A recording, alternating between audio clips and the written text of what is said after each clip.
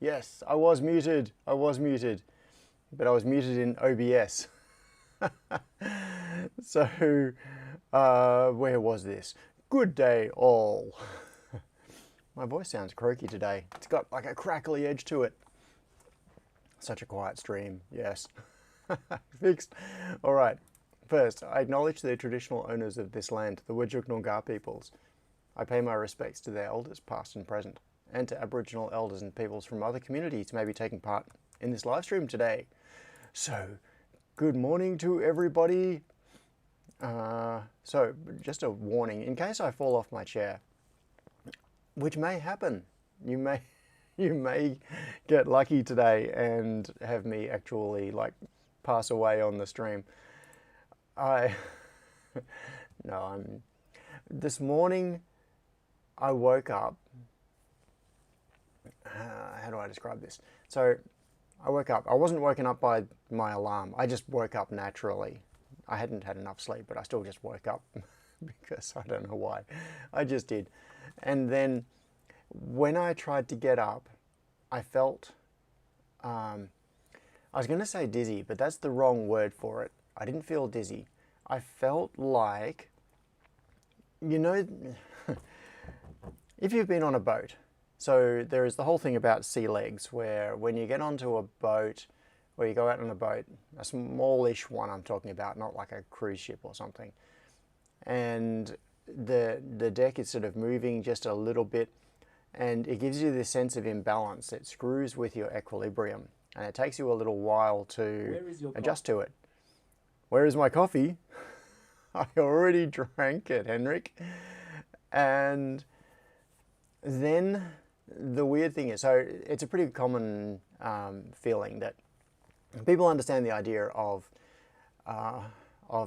gaining your sea legs, which is where you've been on the boat for a little while, and after a while it becomes second nature, and as the deck is sort of moving, you're just walking quite naturally, you're compensating for it. Then the weird thing is land legs, when you get back off the boat, and you're on solid ground, which is rock solid, maybe, and it's not moving, but it feels like everything is going like this, and you can't stand upright, you're sort of unbalanced because you're compensating for a surface that's not moving. That is what I have felt like all morning. I woke up this morning, got out of bed, and pretty much fell over. I've been, you know, walking around like banging into door frames and just acting like a drunk person all morning, bashing into things, reaching for things and missing. It's weird. So of course, where my brain goes is, I wonder if you have you have a brain tumor, or it's not a tumor. So there is something weird going on. Low blood pressure, says JK. Yeah, that's possible. So, hang on, there was a beep then. Sounded like a beep from the Reflow oven, which I turned on earlier in preparation. Hopefully we'll get to see that today. Yeah, Jack Sirk said, inner ear infection. Yeah, there are quite a few possible explanations. The tubes in the head don't like the slushy, says Jack's Tech. It is quite possible that I have been slightly dehydrated. I got very hot yesterday, sweated a lot at Mai Tai, and then went into the city last night. Johnny says, just like I feel, but I am drunk, so totally legit. Yeah. Tassie Bob said, big night last night, lol. No, well, I don't drink. Like, I don't drink alcohol. And it wasn't that late. I was home by midnight, something like that. And Crispian said, I missed the start, replaying at 2x. Jono, you sound squirrel-like. That is just how I sound. It's just normal. Yeah, so I went out last night. I went into the city with with Matt, who you would often see in the chat here, and many of you will have met. Is a car pulling up outside? Who many of you will have met at barbecues. Matt is a muso, and he plays with different bands and different musicians, and we went in to see Groove Congress last night, playing at the Paris Cat, doing doing all Snarky Puppy. So it was 2 hours of Snarky Puppy music, but performed by Groove Congress. Yeah. So it was basically Matt going in to see a bunch of his friends perform. And it was really tiny. Like, Paris Cat is a small venue. It was the upstairs room at the Paris Cat. So there were probably, how many? There would have been maybe 80 people in the audience, if that. I was trying to think about how many each year.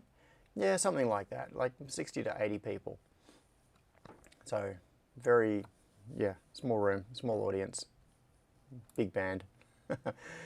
Yeah, it was really good. So, so 2 hours of Snarky Puppy last night. In the CCU. Oh, hang on. I've been missing. I have missed most of the chat so far.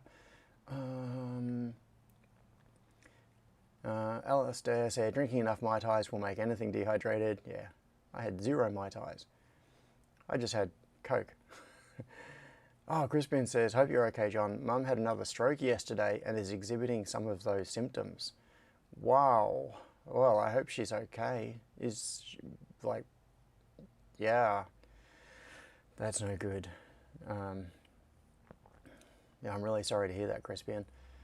So Crispian's mum has she's an athlete, and yes, her whole life she's been super physically active. She's a swimmer and swims ridiculous distances.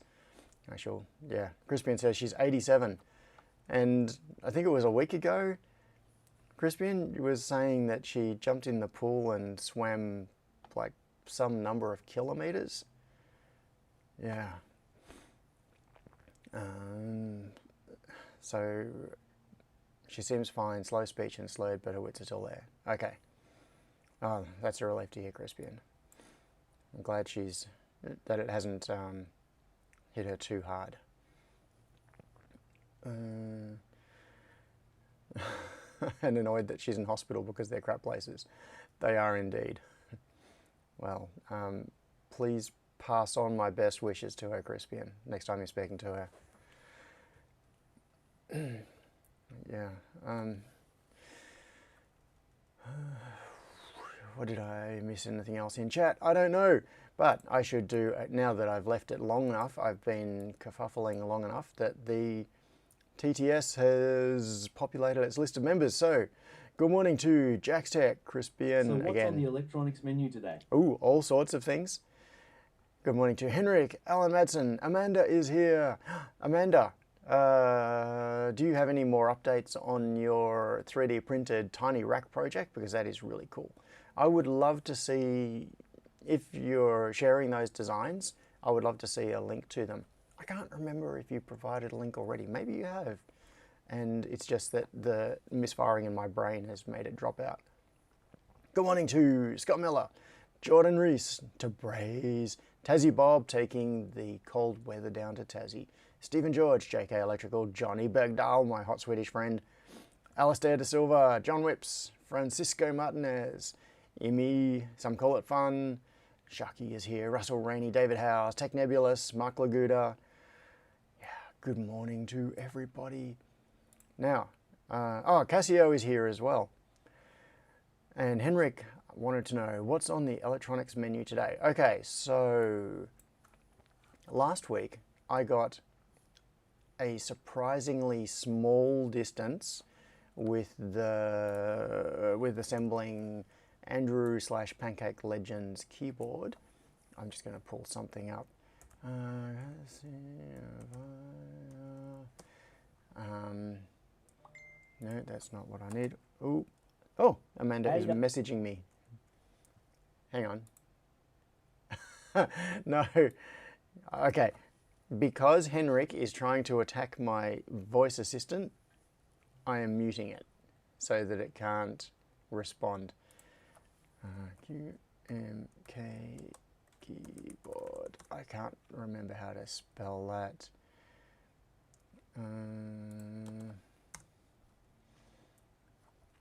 QMK via customizations. Here we go. This. So, and I'm also going to pull up Pancake Legends GitHub and throw it at you. Here we go.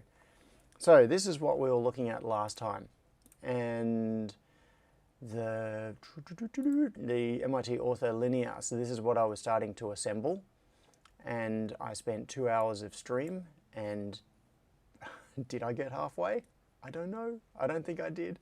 I don't think I got halfway. So it's got all these things. Where it got to was I put in all of the diodes. I put in the Arduino Pro Micro.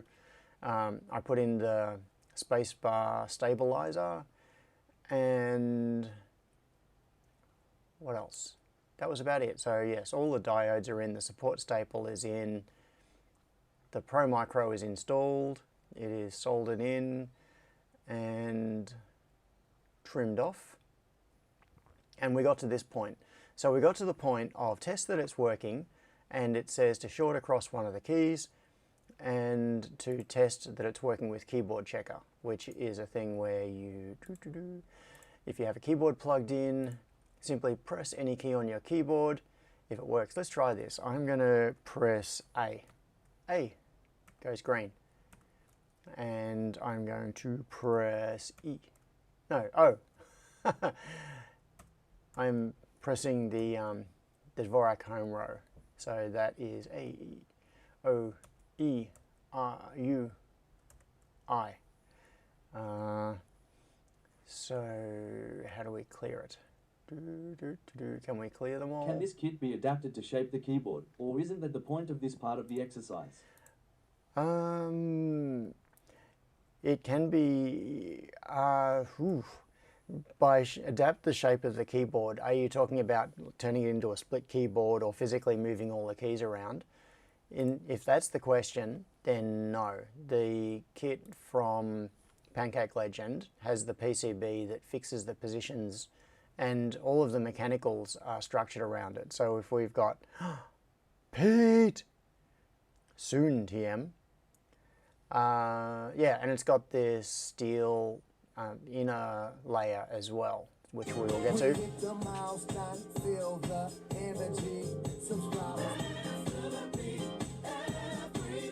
Thanks, Pete.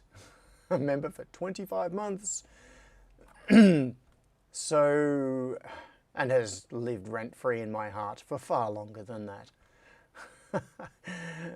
So it's got the steel, yeah, all of the mechanical structure for this keyboard is the ortholinear layout. You can see that it is just a straight up matrix. Another one, oh, Tassie Bob. Tassie Bob is outdoing Pete. Pete, you've been bested. Is it coming? It's catching up.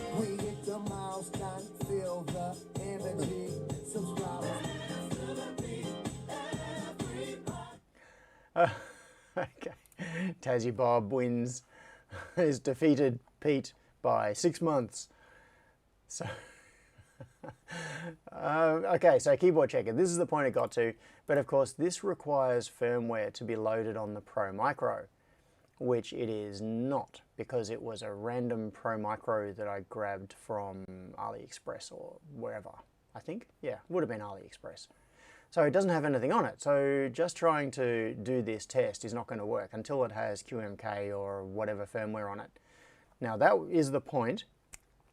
That is the point at which we ended the adventure in the last episode. And And I was saying, but there's no firmware. Like, where are the instructions for the firmware? And someone said, go to the do it first thing link and near the start. So there's the do that first thing, but that is for assembling the cable. So this is a custom, yeah, with, speak. This is a custom USB cable. Oi, don't do that. With like a braid coating over it made of paracord. So it's a cool cable with very low profile connectors on it, and just heat shrink over that so that the connector fits very neatly inside the keyboard body. But that doesn't have anything to do with firmware. There is a programming guide right here, and it's got the keyboard firmware builder website. Upload the key map file for your keyboard to there. So if we go to that, did I click it? Did I not? No, I must have not. Okay, so here we go. We upload the thing from there. Now, there is firmware and a key map guide in the code. Like if we come into code in here and into firmware, there is a PL MIT v1.0 from 6 years ago, and there's a PL MIT base from 7 months ago.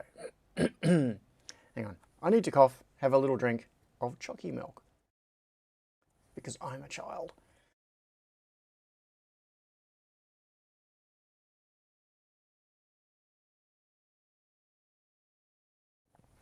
No, I do not have coffee here on the bench this morning. I have a glass of chocolate milk. Getting into the good stuff. So there is this hex file here, which can be loaded, and this JSON, which I believe is the like the key map. This is what defines the. Oh, that was Telstra saying thank you for paying us. I really should put my phone on mute. Oh, it is on mute. Then why? Oh, that's right. It's because I drowned my phone. The mute switch only works sometimes. All right, so this JSON file defines the various thingies like the ID and stuff. So all of the keys. So where are we? Going back to here.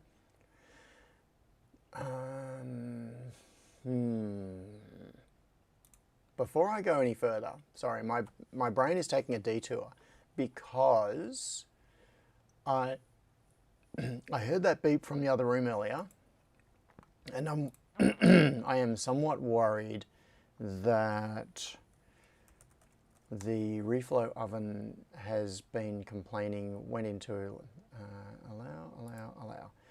Yeah, has gone into like a. Sorry, while I'm doing that, I am bringing this up. Boink. Has gone into a strange state. So you can see down there in the front, that is Sion's reflow oven. Although I sent him some $1-y-do Kanga bucks for it, so technically now it is my reflow oven. But still, in spirit, it is Sion's reflow oven. And the Bernie Boy 7000 is now out in storage. Well, it's actually not in storage. Technically it's in the way. It is out in the main factory area, and it's needing to find somewhere else to live because I wanted to set this up. Hi. Oh no, I think it might have been beeping because it was up to temperature. It is actually now ready to go. It is fully up to temperature. It got there quickly. Okay, we'll leave that. We'll come back to that. Got to put some stuff on. Yeah, got to put some stuff on.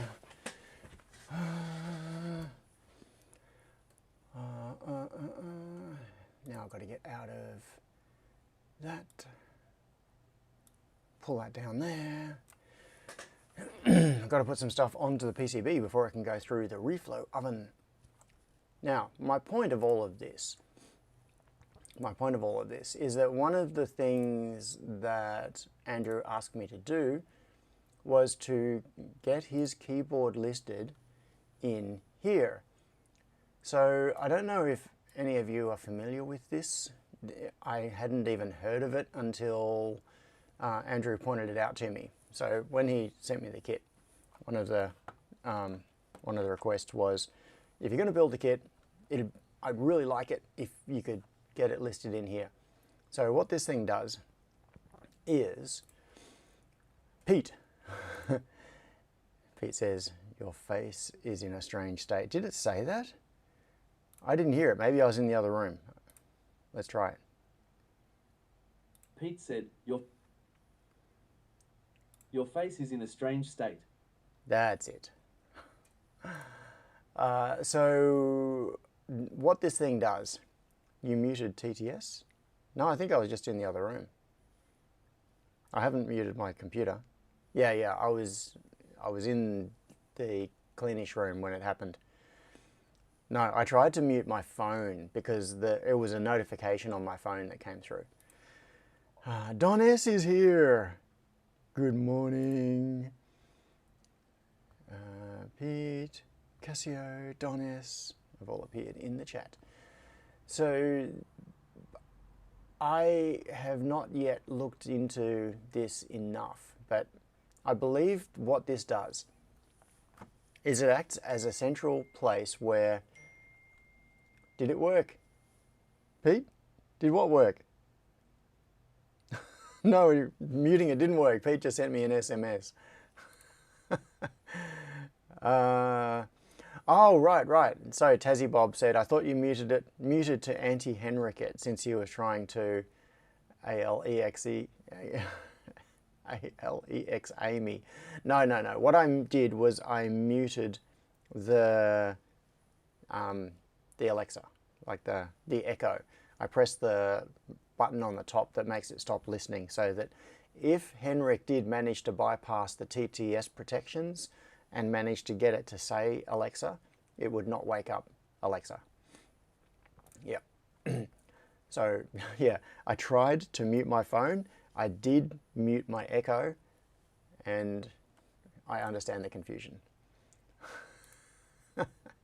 Okay, so this thing is a way of having keyboards auto-configure when you plug them in.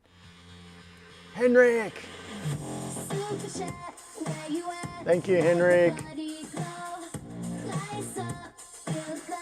I'll have a chocolate milk on you. Thanks, Henrik. So QMK is I may be wrong about this. This is my layperson's understanding of how this works. So QMK is firmware that you install on a microcontroller in a keyboard, typically something like an Arduino Pro Micro with a 32U4 processor on it. It reads all of the key presses, so it's got the keys connected to I/O pins on the microcontroller. The firmware detects those key presses. It connects by USB or Bluetooth to your computer, and it pretends to be a keyboard. So it does HID emulation, human interface device emulation.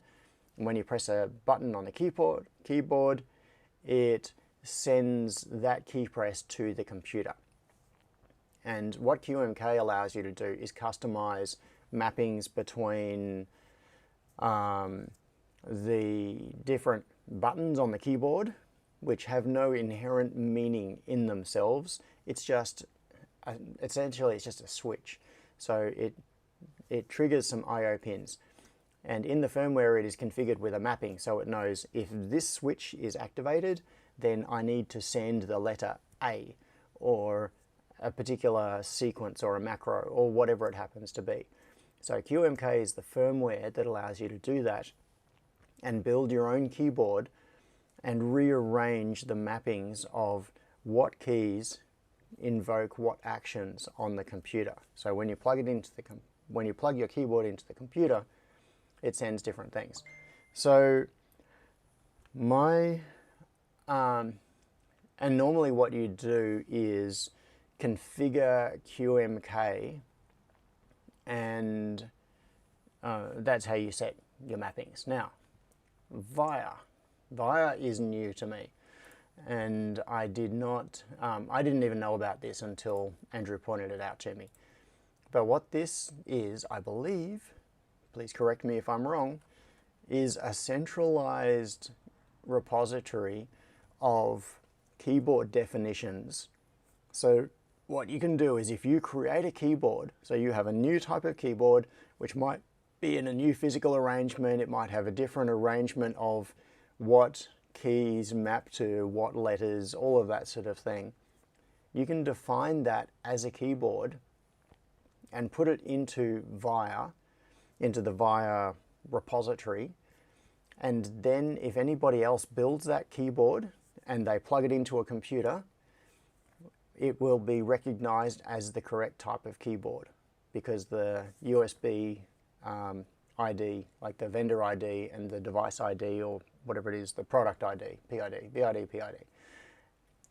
say this is this particular type of device, and therefore this is the key mapping and this is the configuration and how it should work. I think that is what Via is doing. So what you do is, so in order for Via to configure a keyboard, it requires a definition of the keyboard, physical layout of the keys, any layout options, and other configurable elements like rotary encoders, lighting, etc. So it's a keyboard file.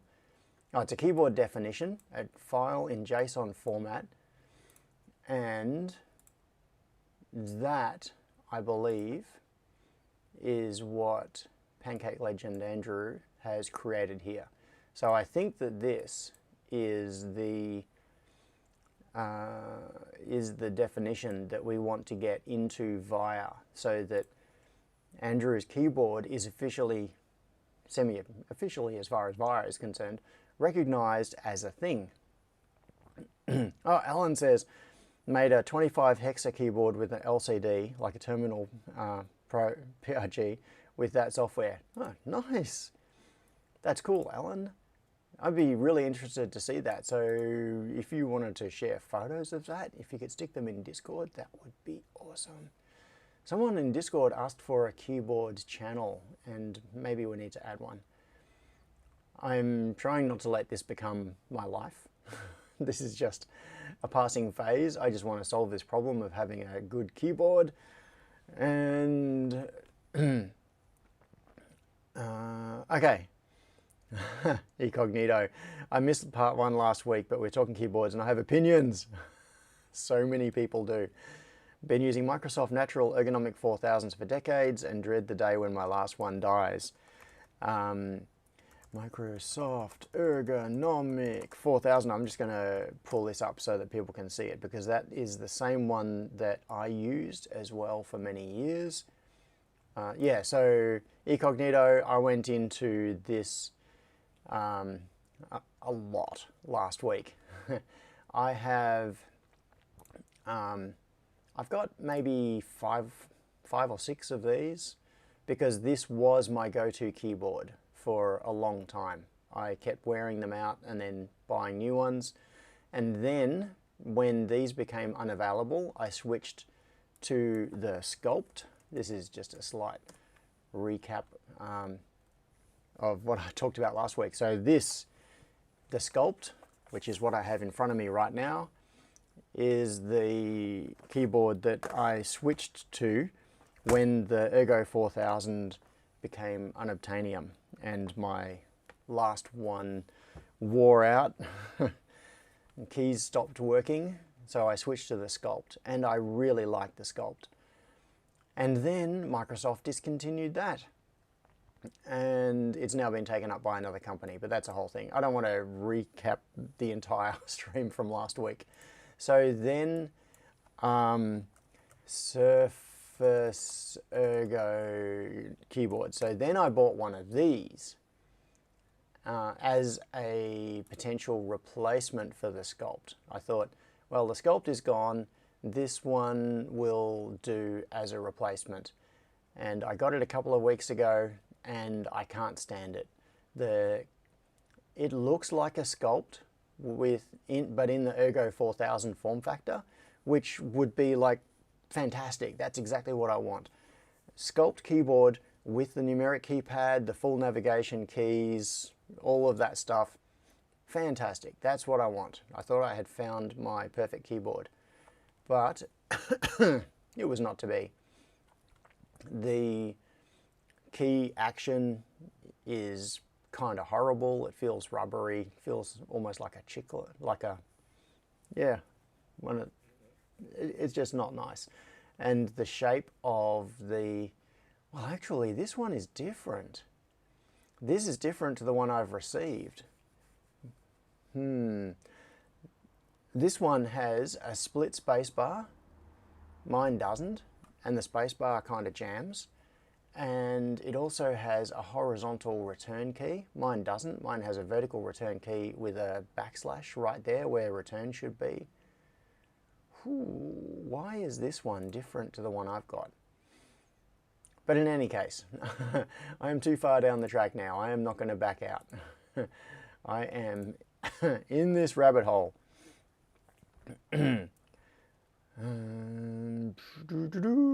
Incognito said, my experience with the keyboard I/O and its configurability was fantastic. I just need the 80% form factor in a split keyboard. Yeah. Okay. So, where we got to last time was I have partly assembled, if I go back far enough, I have partly assembled the MIT ortholinear. I have that just over there, just over my left shoulder, sitting on top of the washing machine. Why is there a washing machine there? Did you mean squirrel hole? Squirrel hole, yes, into a squirrel hole, high up in a tree. So I've got one of these partly assembled.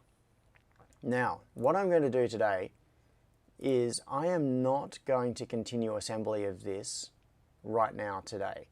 I am going to do some more of that. Oh, Donna says, hey John, does your keyboard use the RP2040 for key decoding? No, it uses an Arduino Pro Micro, which has an ATmega 32U4 on it. So I am going to instead go to Softly, Chalk, Keyboard, Assembly, Assemble. Okay. Softly, Keyboard, Build Guide. This is what I also have. So I'm going to start by, okay, I have a bit of bad news. Firstly, let's switch over to here. So the good news is I've got all this stuff here. Let's chuck it all out. Chuck it, chuck it, chuck it.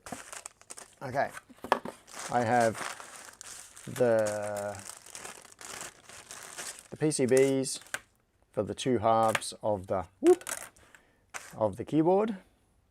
So they can go, they will end up going kind of like that, but I will adjust them so that you can't see it. But they're going to be sort of mounted to be tilted up a little bit in the middle like that. Don't know how far the tenting will go yet, but they're basically going to be sitting something like that position so that it's natural under my hands. Then I have a couple of Arduino Pro Micros, so there'll be one on each half of this. I have a set of KLH Sunset switches, which are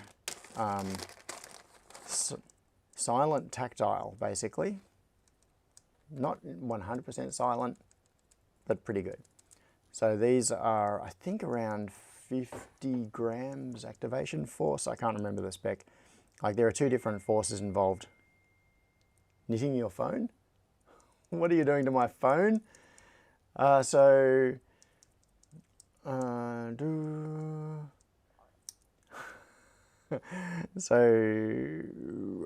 am I doing? Yes, I don't remember. Oh yeah, you can see on the bottom here, oops, there is a hole just there, and that is a space for the RGB LED to shine through. And then the enclosure here is translucent, so that if you have keycaps that are translucent, then the RGB LED can shine through and illuminate. So these particular switches should be, in theory, very close to the force profile of the switches in the Microsoft Sculpt keyboard. So they've got a little bit of a tactile bump in them, but they're not loud clickies. And I've got a set of keycaps, just a cheapy set of keycaps because the ones that I wanted were out of stock in black. They were only available in white. A couple of battery things. Got sockets for the... I'm curious about these. I'm going to pull those out in a minute and have a look. Sockets for the switches, so that the switches can be plugged and unplugged. DIY! DIY is here.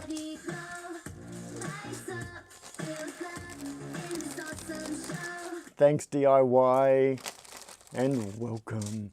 All right, so we've got all of these sockets to allow the switches to be swapped so that I don't have to solder the switches in permanently.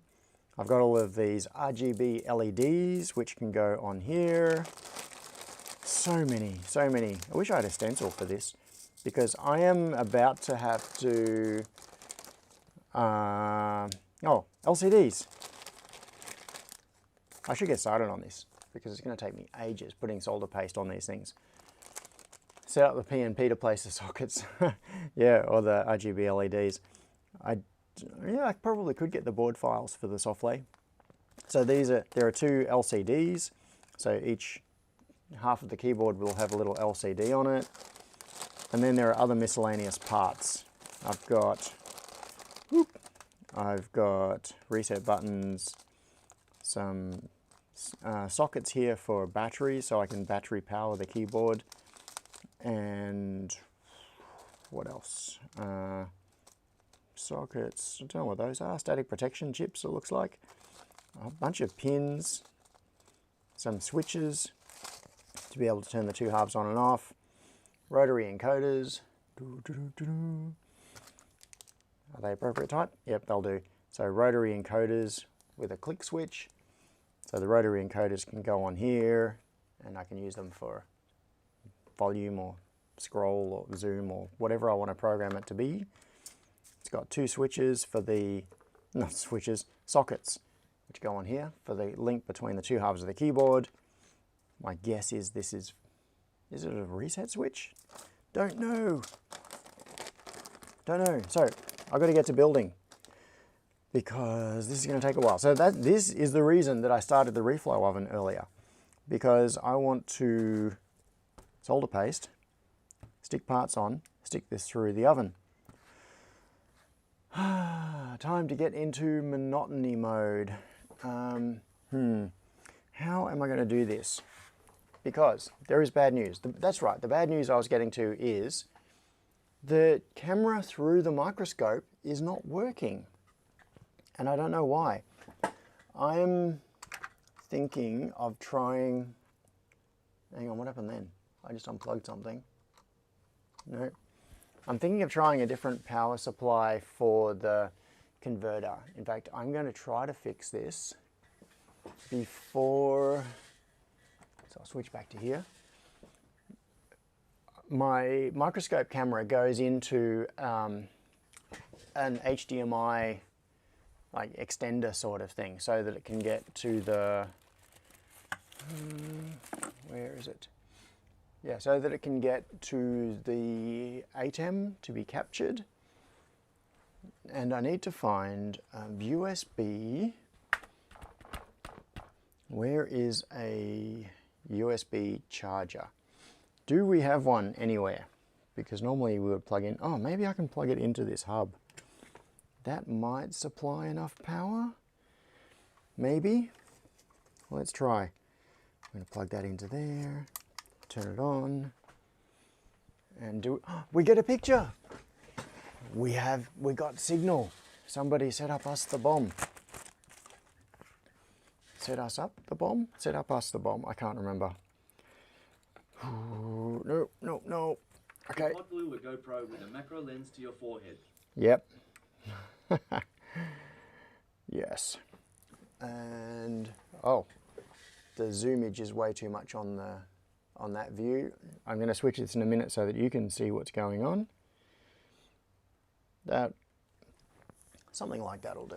Okay. Now the image is not quite centered. How am I going to do this? Maybe start from here, and okay. Now this paste is still quite cold. It's going to take a bit to warm up. Then it should start flowing properly. Now this is when TTS is going to become more useful, because actually maybe I should do these sockets as well, like do all of these in the reflow oven. I think I should. Oh, and I can do these in the reflow oven, whatever these are.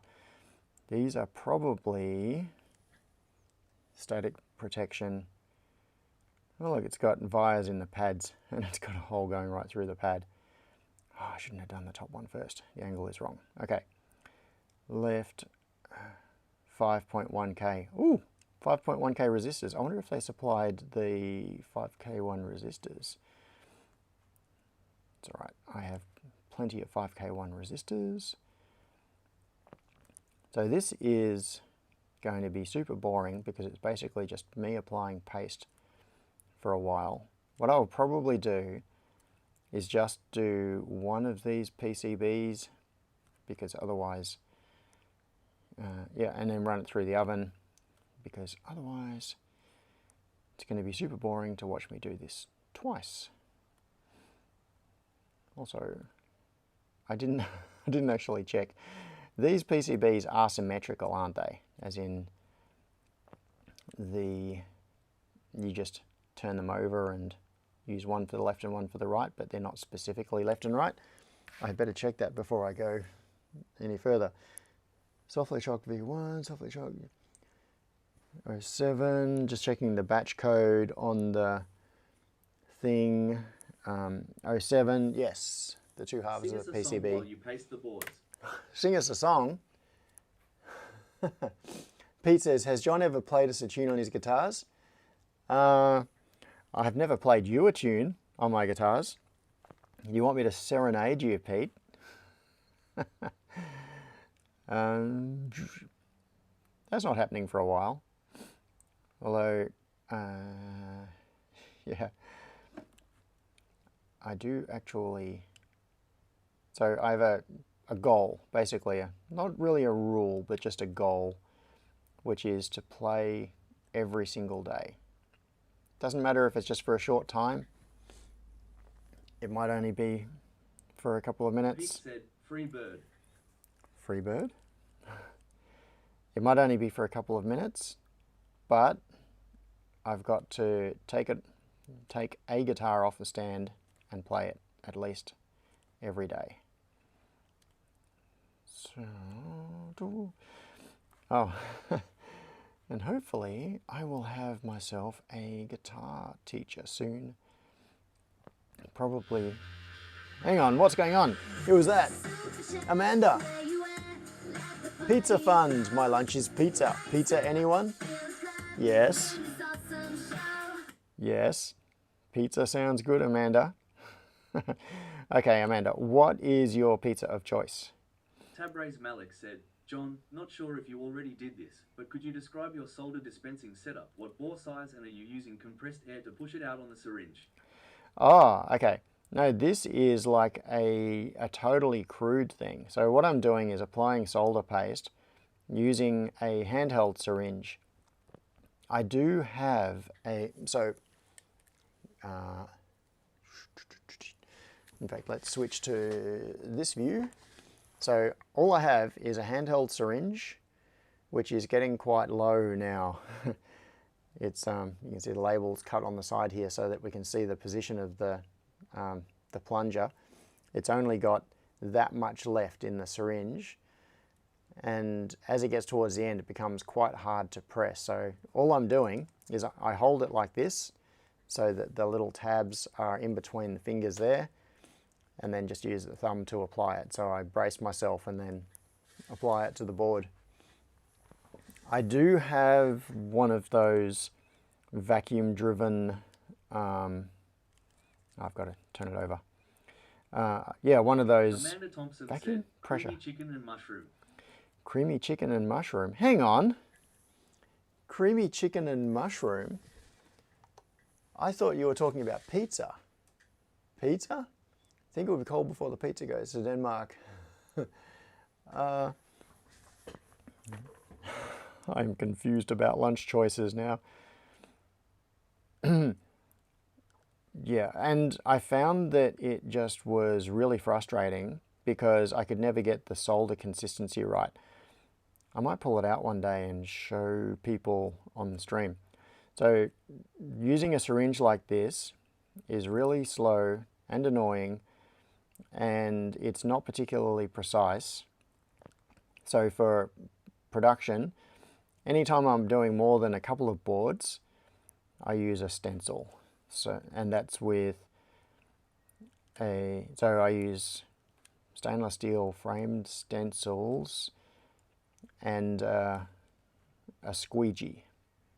But when I hear the word squeegee, I think of something that you would use for washing the dishes, you know, something soft. But in this sense, the squeegee has a fairly sharp stainless steel blade, and you drag it across the surface of the stencil with a bead of solder paste. And I'm pausing because I'm trying to figure out how to hold this without sticking my fingers in the area that I have already pasted. If I grab it from there and there, it should be all right. Okay. I'm a bit past halfway on pasting this board, so it won't be too much further. And then I'll get on to the monotonous job of putting all the parts in. Where was I? Oh yeah. No, lost it. I thought I had it. Oh, that's right. Yeah, so I've been saying to Matt that I need a guitar teacher. And he's been trying to think of someone. And then when we were at the Groove Congress concert last night, the two guitarists in Groove Congress, who were both incredibly good. What? Who's this one? Henrik? Chocolate milk. Thanks to Henrik. And yeah, as you can imagine, the guitarists in Groove Congress are incredible, really, really good. And Matt said, "Oh, well, you should get one of them to teach you guitar, like to be your guitar teacher." And which is ridiculous. It's like going for. It's like saying, "I want to." What are these? I don't know if I should paste these or not. What goes on them? Yeah, it's like saying, "Oh, I want to learn to drive a car, so I'll get an F1 driver to teach me." Outside the box said, "This is like an Austin stream now, watching you prepping the board." An Austin stream? I don't know if I do this on the top or the bottom. Which side? I should probably read instructions, shouldn't I? I really should. Because I don't actually even know which side of the board these things go on. I'm just assuming they're all on the top, but maybe they're not. Let's approach this in a slightly more organized way. Okay, we need 2 PCBs, etc. All of that stuff, sockets, yeah, cable, OLEDs, rotary encoders, steps. Make sure you know which side you're working on. Don't make 2 left-hand sides by mistake. start with the components. Diodes, LED switch sockets. Okay, so on the front, okay, all of these things go on the front. The OLED jumpers, the Pro Micro and socket, the OLED and socket, reset switch, TRS connector and encoder. Okay, so what goes on the back?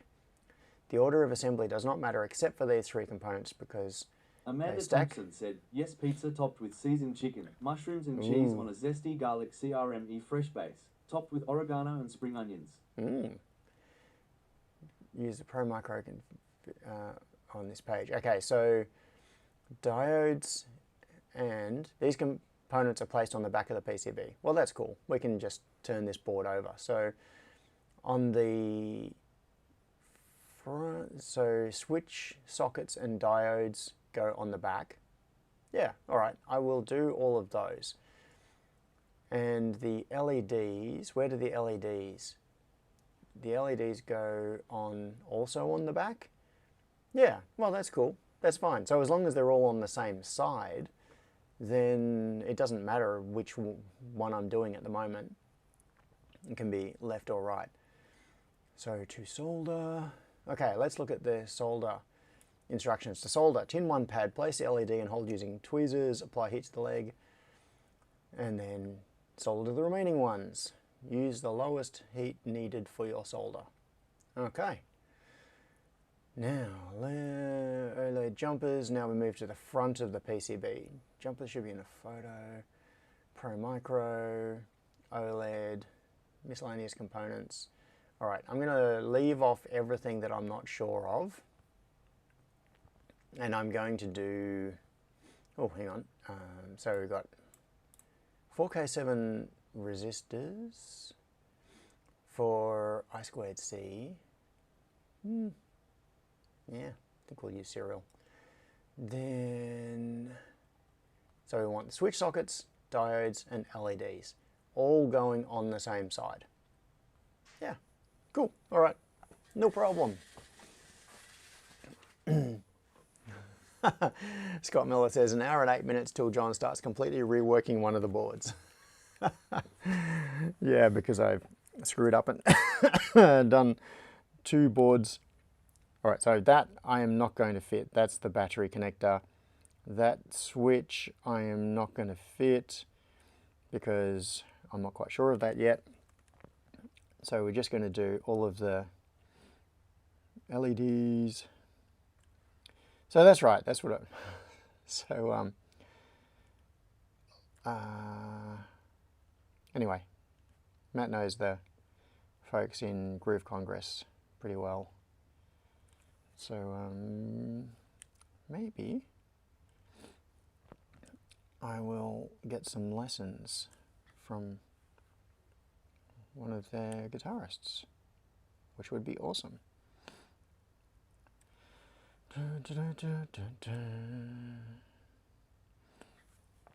So I did I did play a long time ago, like back at school. Back when I was at school with Crispian, I used to go off and have guitar lessons in the music school. I did that for a few years, and I was learning. It was kind of based around like a flamenco style that I was learning then, and then, which was on an acoustic guitar obviously, and then I also got an electric guitar a bit later and played that for a while, and then went through many years when I didn't play at all. In the, like, not at all, didn't touch a guitar for decades. And then decided that I wanted to try again. So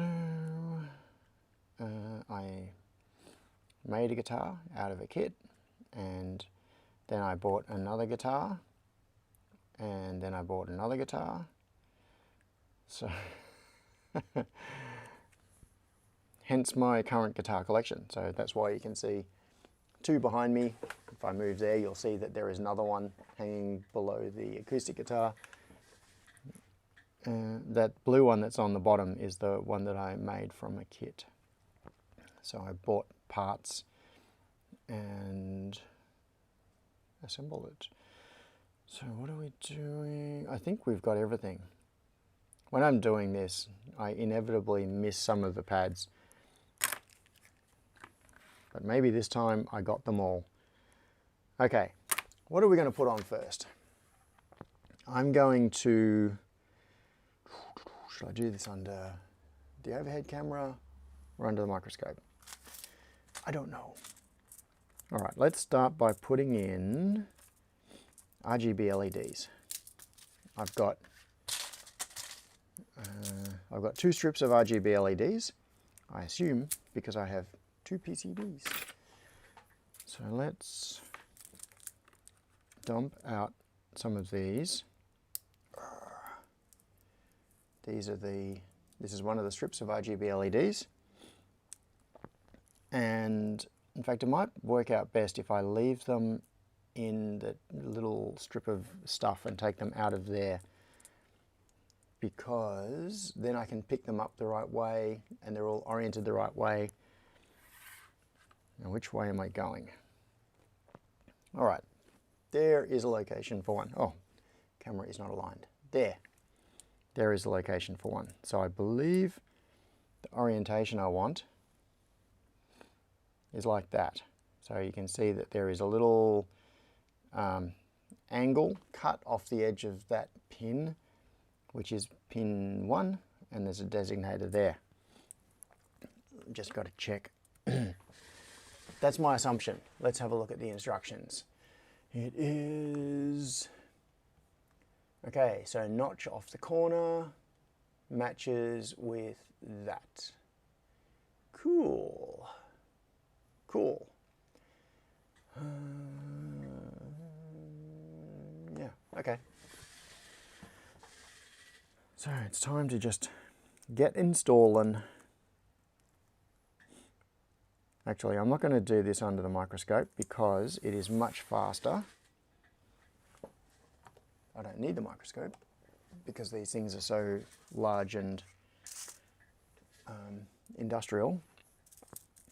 So instead, I'm just going to do it like this. Oh, this one turned over. Jumped in the tape. Wait. Turn over. I say it's large and industrial and then I can't even pick it up. Like a noob.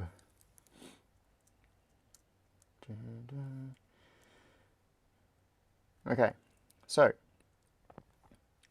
what was I going to ask about? I don't know.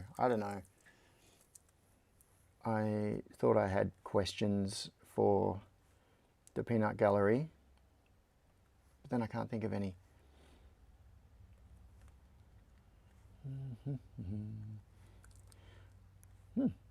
I think we will actually be going through the reflow oven before long. Unless I manage to screw things up, which we can always hope.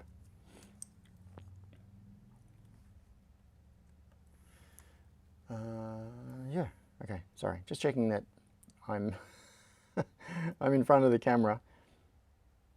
You can see what I'm doing. This doesn't look like there are enough LEDs in this little strip. There were there 2 strips or 3 strips? Maybe there were 3 strips. Which way around is that? Yep, that way. Sit down. Okay, so I am going to be very curious to see what the yield is like on these LEDs and whether there is any weirdness with them. Like, oh, lots of LEDs. More LEDs. Okay, yeah, so there were 3 strips of LEDs. Just checking the orientation. That way, yes. Pin 1 to the bottom right in this case.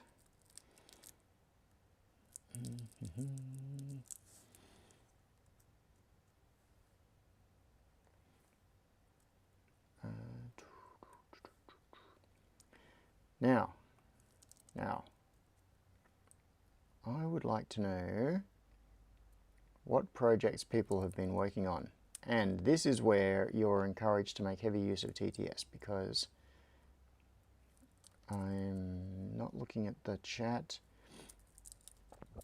Maybe what I should do is just tell you to go off and talk among yourselves. Entertain yourselves, because I'm not entertaining you at the moment. Where does that one go? Have I done them all except this one? Do I need any more RGB LEDs?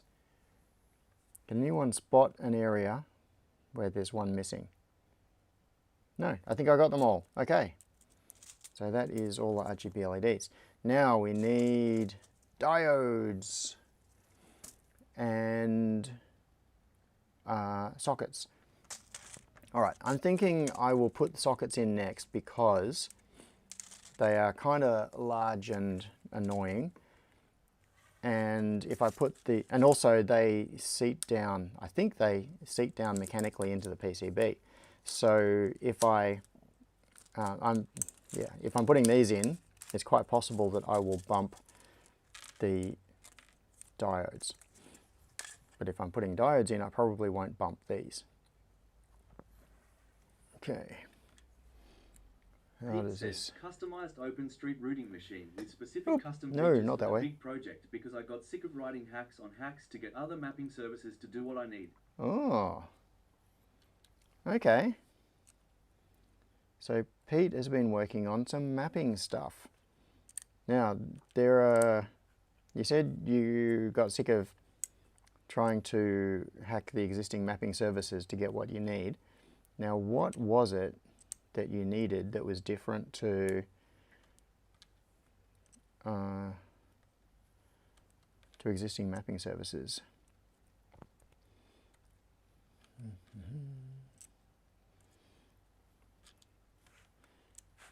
Oops. I hope I'm doing this right. It doesn't look like, oh, yeah, they are. These sockets are kind of weird.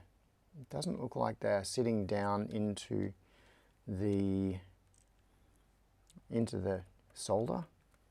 I'm going to chuck this back under the microscope in a minute and check. I've never used these weird switch socket thingies before, so Scott Miller let's have a look. Driving myself insane tweaking my Oh, yeah. network tester design. Oh, yes.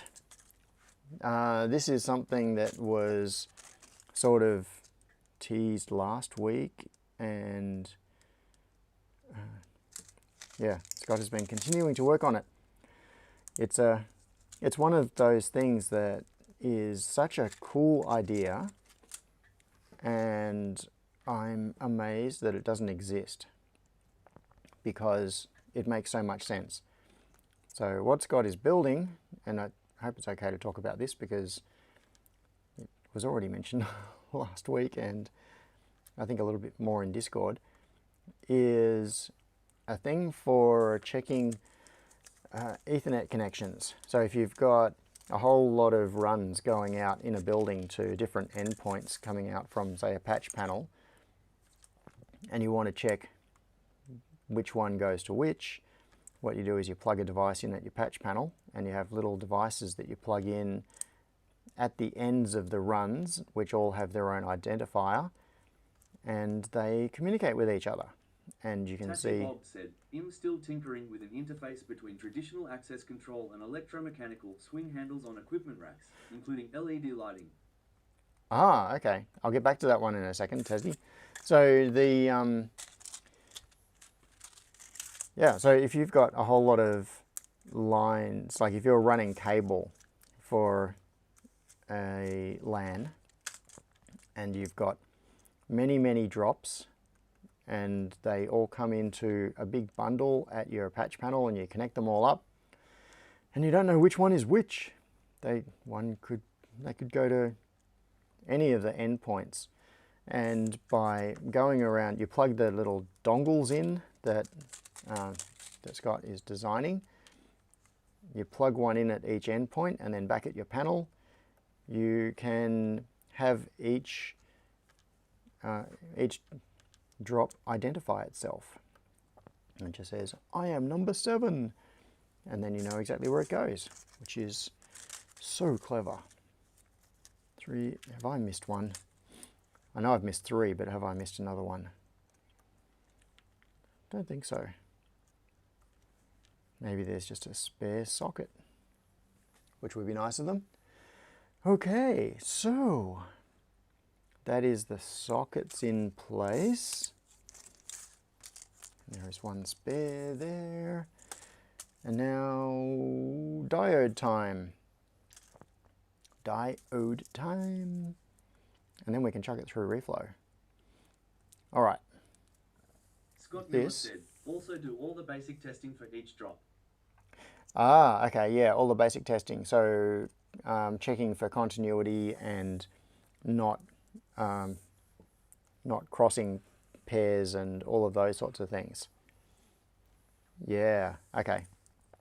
Because with a basic cable tester, you do that. Like if you have an Ethernet cable tester, you plug it in, it'll do things like check for continuity on each of the lines, and it will tell you if, like you can see if you've swapped wires over.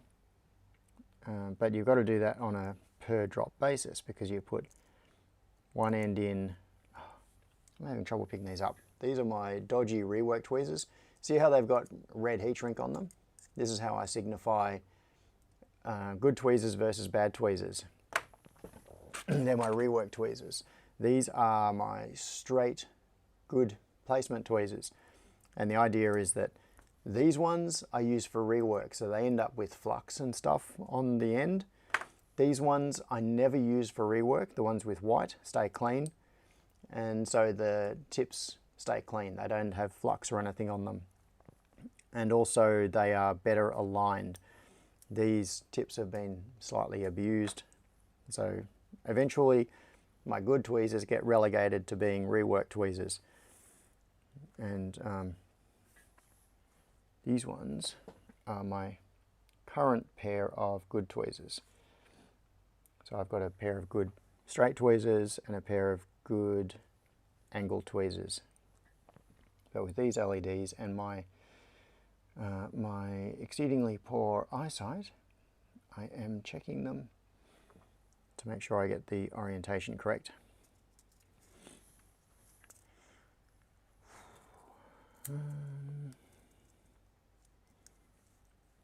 Also, considering that I keep bumping them and making them jump in the tape, like that one. Before I put this through the oven, I will do a quick visual of the diode placements and make sure that I haven't put any on backwards, done stupid things like that. Scott Miller said, at Jackstack may be able to do full qualifying in later firmware too, but that's more advanced. Ooh, may be able to do full qualifying. So that is a question. What is required for full qualifying?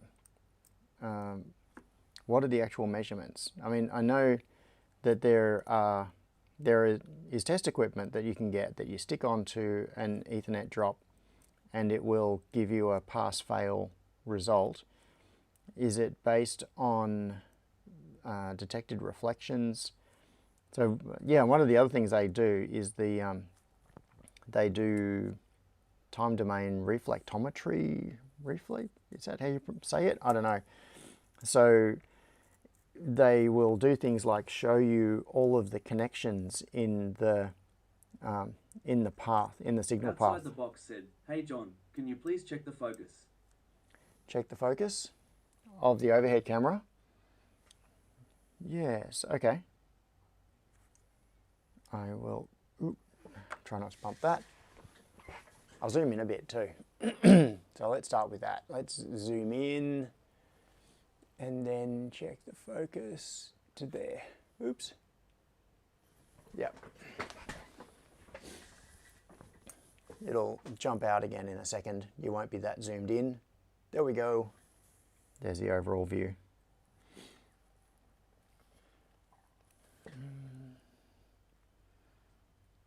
Just looking for the cathode marker Tassie on Bob that. said, not sure, but I suspect TDR is more a certifier function.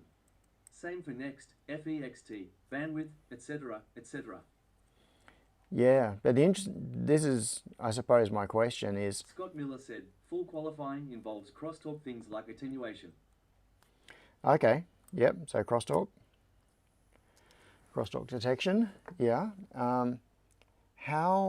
So this is my question. From like the underlying science standpoint, how is bandwidth determined by those tools when they measure the drop? And like when I say drop, I mean like a segment. What are they measuring? Do they like send a signal and then slowly increase the frequency? Like do they scan across a frequency range and measure what's coming out at the other end? Or yeah, how would you go about actually building a device that does the testing? I don't know. I'm curious. Yeah, I'm glad I did the sockets first, because these diodes are right near the end of the socket, and if I was trying to put the sockets in afterwards, I would probably be bumping. Tabrez Malik said, probably a pulse and measure rise, fall times. Oh yeah. Tassie Bob said, I have a basic tester that does wire map, then a fluke qualification tester, that's a step above that. Then there's the certifier, quite pricey above that. Yes. They are quite pricey. And they probably need to be calibrated or certified or have a certificate or something to to say that they are valid devices. Now, what goes on there? You can see just here, there is a little 6-pin device. My guess is that is, what's in here? Is it in here? Scott Miller said, yes. You can get a fair idea of bandwidth capability by detecting crosstalk at frequency. Oh, okay. So bandwidth is inversely proportional to crosstalk, I guess. Tassie Bob said, I think qualification is just testing that the cable in can support specific speeds, i.e. this cable is good for 1G. Okay.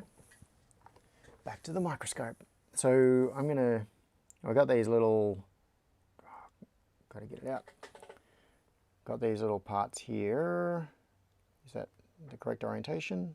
It is. It goes on here. So my guess is that this is the, that will be something like a static suppression thing. Oh, there's a diode I didn't put down. Maybe that explains why there was, where did they go? How many were left? Oh, no. I didn't quite make it halfway through that strip of diodes. And there is a 5K1 resistor.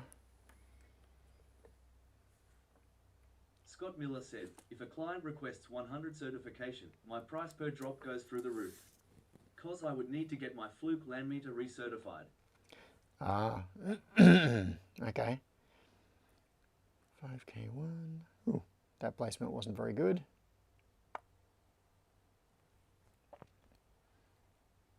Yeah, they'll pull back into shape. All right, so 5K1, and what goes on there? Those are through hole, so they can go later. Those I don't know about. We'll get to those later. I'm going to chuck this through Reflow in a second.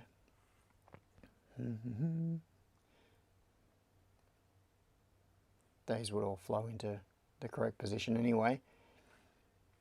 But 5K1. Yeah, do I put on a 5K1? Scott Miller said 99.999 of install are just fine with a basic go, no-go test. Yeah. Yeah, that sounds right.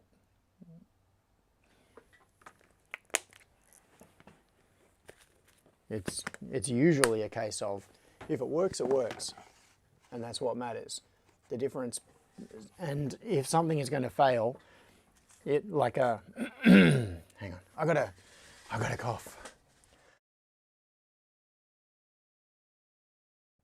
Yeah, if something is going to fail, it'll fail hard.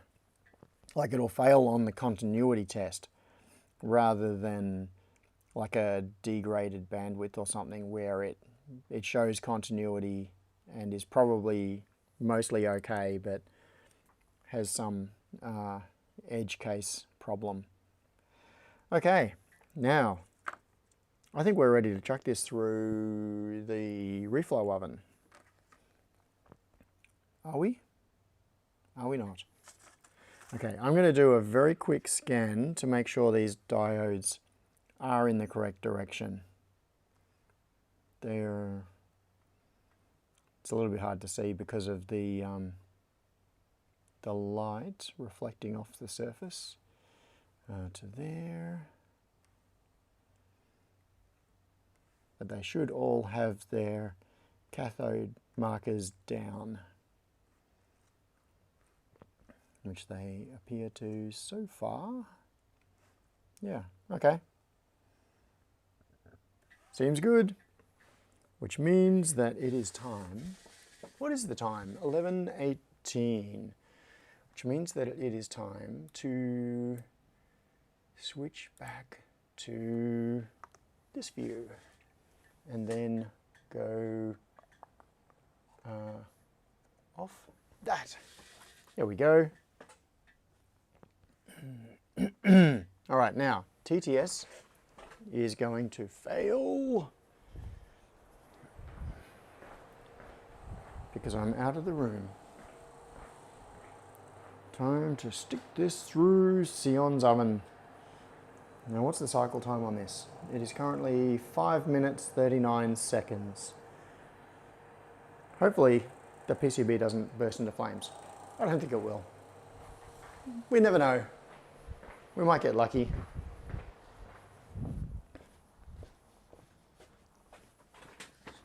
Okay. Let's have a look at the chat. What is everybody talking about? Hang on, I'm going to bring... Oh, I can't take that up to there.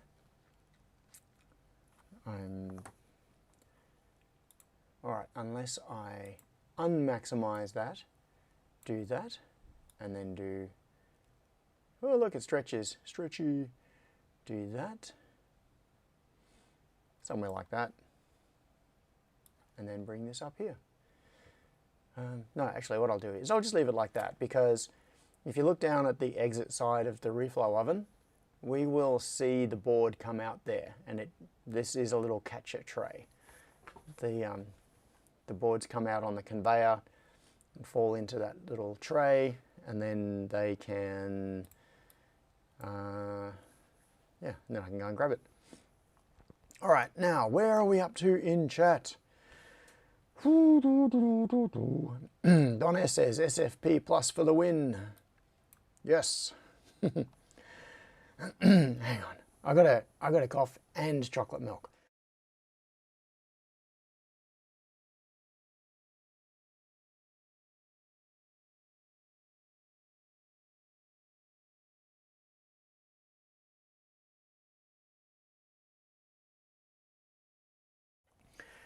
Yeah, I don't know why, but my throat is feeling not so good today. Tabray's Malik said, I feel dizzy every time the clean room camera comes on. Okay. Yeah, well, that's nothing like the experience of being in it. Just to, yes, length of... Alan wanted to know, how short can an Ethernet cable be?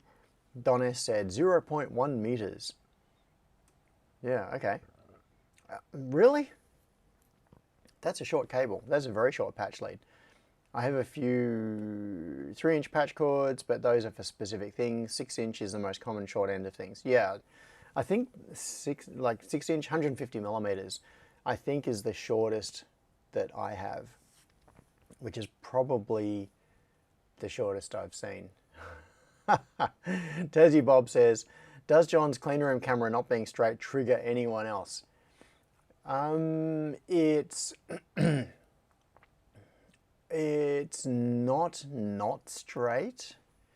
It's actually kind of, the view that you're getting is distorted by, partly by the fact that I could tilt it to the right a little more, but it is partly distorted by the fact that it's a slightly wide angle lens and it is right in the corner of the room and there are things coming up very close to it. So this, you can see the curve here. Like, see that this light looks like it's curving down towards the right. It's not. That line is actually dead straight. It is a straight line, but it's being twisted down to the right by the curvature induced by the lens. Tassie Bob said, "It's okay. I know the tilt is to make the production line run faster." Gravity assist. Definitely. That's right, Tassie. We work with gravity, not against it. We obey the laws of physics in this house. Scott says, the reason for certification is to ensure the cabling will support the speed without introducing noise. I have a feeling that certification is less about ensuring the cable will support the speed without introducing noise and more about covering the liability ass of whoever it was that retained the contractor, so that they could say, it's certified, so it's your responsibility if it doesn't work. Yeah.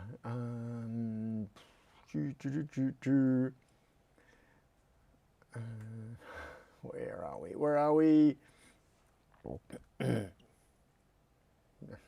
I didn't pay attention at the time when I put the thing into the oven.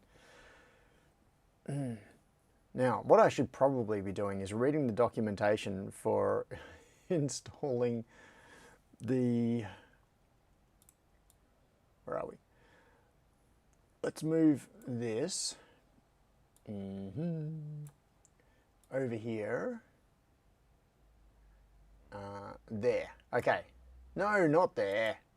I didn't want to maximize it. I just want to bring that to there.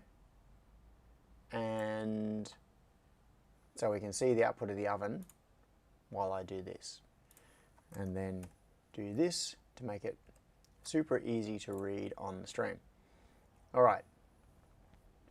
Tools and materials.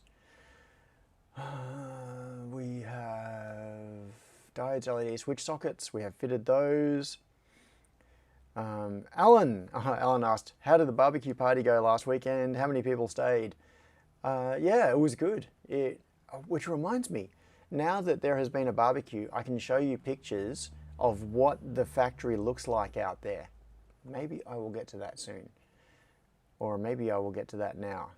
I was holding off because I wanted people who came along to the barbecue to see the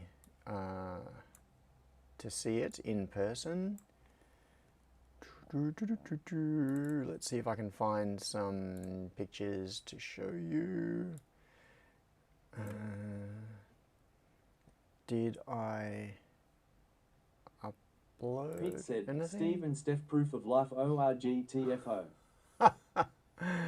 Maybe. All right, now this is still messy because it's got stuff piled in front of it, but this, actually what I should do is try to find a before photo. What did the factory area look like?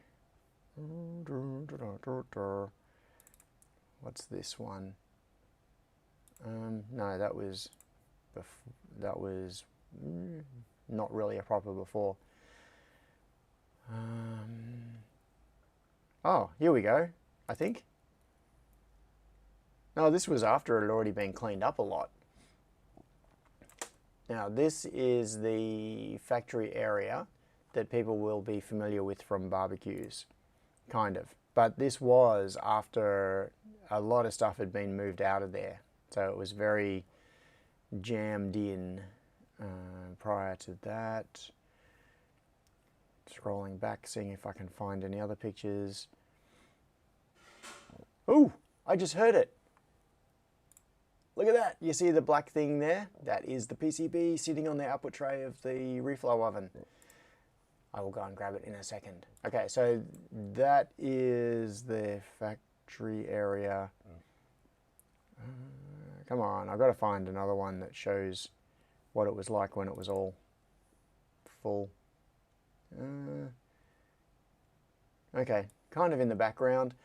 This was a photo of the pick and place machine when I was using the electric hoist to get it onto the stand. You can see in the background the factory area a little bit. Anyway, what this looks like now is, where is it? Oh, is a little bit more Tassie like Bob this. said, "What project are the tyres for?" Pete said, "I am a meat popsicle." You are a meat popsicle, Pete. So now it looks a little bit more like this. The area under there that was just jammed full of stuff has all been cleaned up. Those beams that were the Dexian orange are all white. It's got the LED lighting under there. It's carpeted. There's a new wall there. All of this left wall has been plastered. Hang on, I'll find pictures of that area because that has changed quite dramatically. Oh, this is this is just a kind of odd picture, but anyway, this is another view of where the fridge is. So if you've got, so you can see the fridge there, and you can see the corner of the drill press, and there's the big TV up here, and behind it there is another monitor facing back into this area. So this is looking at that corner. So I've got chargers mounted there, drill presses there, all sorts of little bits and pieces. There's, let's see, this one. Yeah, so this is there is now a whiteboard on that wall. This area was all just exposed Dexian, including down behind these shelves. This was all open frame, and that's all been plastered. Put a whiteboard on there, added LED lighting around the back of it, put some plant hangers on the wall there, put the shelves back in place, so, and you can see the carpeting on the floor there. So the whole workshop area now, that factory area, is looking so much better. Where's another view? Not a great view. Oh yeah, there's another view. This was before, so that's looking through the side door into the cleanish room. And I'd put the shelves back in place. This is after plastering. You can see there's still some plastering to be done above the door up there. So I've got a piece of plasterboard to go there, but I'm leaving it open because I am dragging cables through that area and I want easy access. And yeah. Anyway, it's a big improvement. It's a lot better than the dark, dirty factory area that it was before. Like that. This is what it was. Now it's a nice usable space. Okay, I am going to go and grab... Why is that looking so dark? It's like the auto exposure has freaked out. I'm going to go and grab that. And then we can have a look at it. See whether the board has bubbled.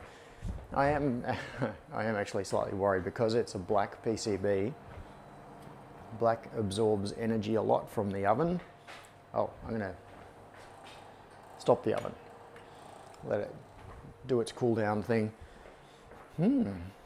That looks pretty damn good actually. Pretty good.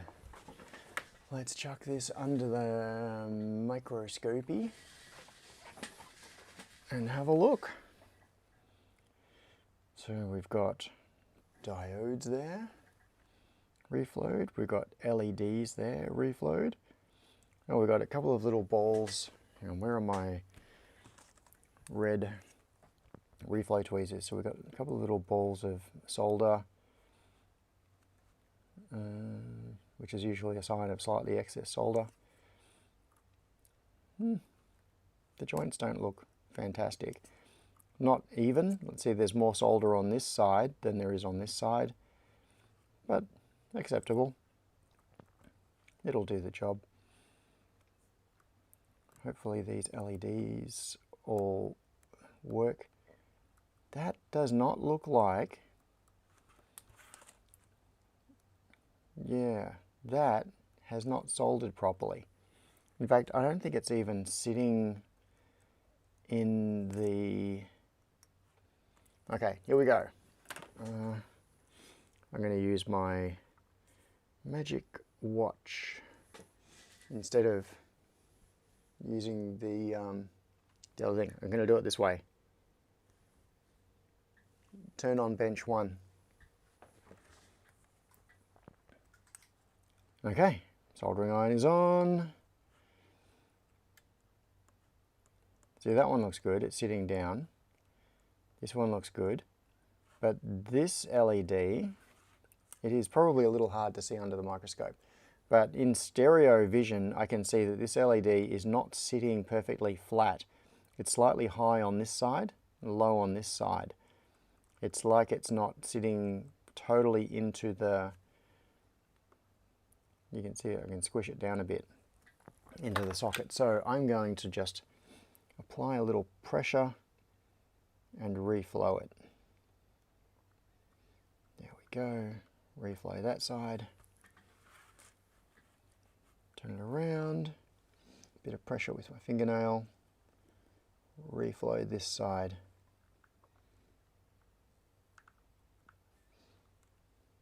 Come on, sit down. Scott Miller said, that LED looks like it hung up on the board.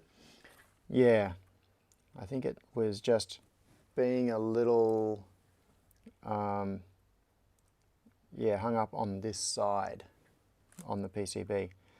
The fact that I saw one like that so quickly makes me think that I probably should go through and inspect all of them just to make sure. Just do a quick scan. It might be the only one that happened to, but maybe it happened to others as well. Now, many of you will remember the terrible problems that I had with yield of RGB LEDs, like WS2813s that fail at a very high rate. And I'm quite curious to see what happens with these LEDs, whether these ones work fine, because they haven't been stored in any particularly good conditions. They were just in strip. I'm going to resolder some of that in a second. They were just in strips in a Ziploc bag, no desiccant or anything with them. Who knows? Scott Miller said, also, say at least 3 solder balls that you skipped right past. Yeah, there have been a few.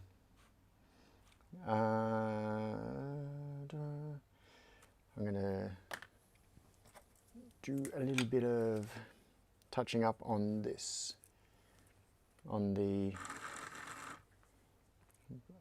on what I assume is a TVS, a transient voltage suppressor. May not be, but that's what I think it is, just based on its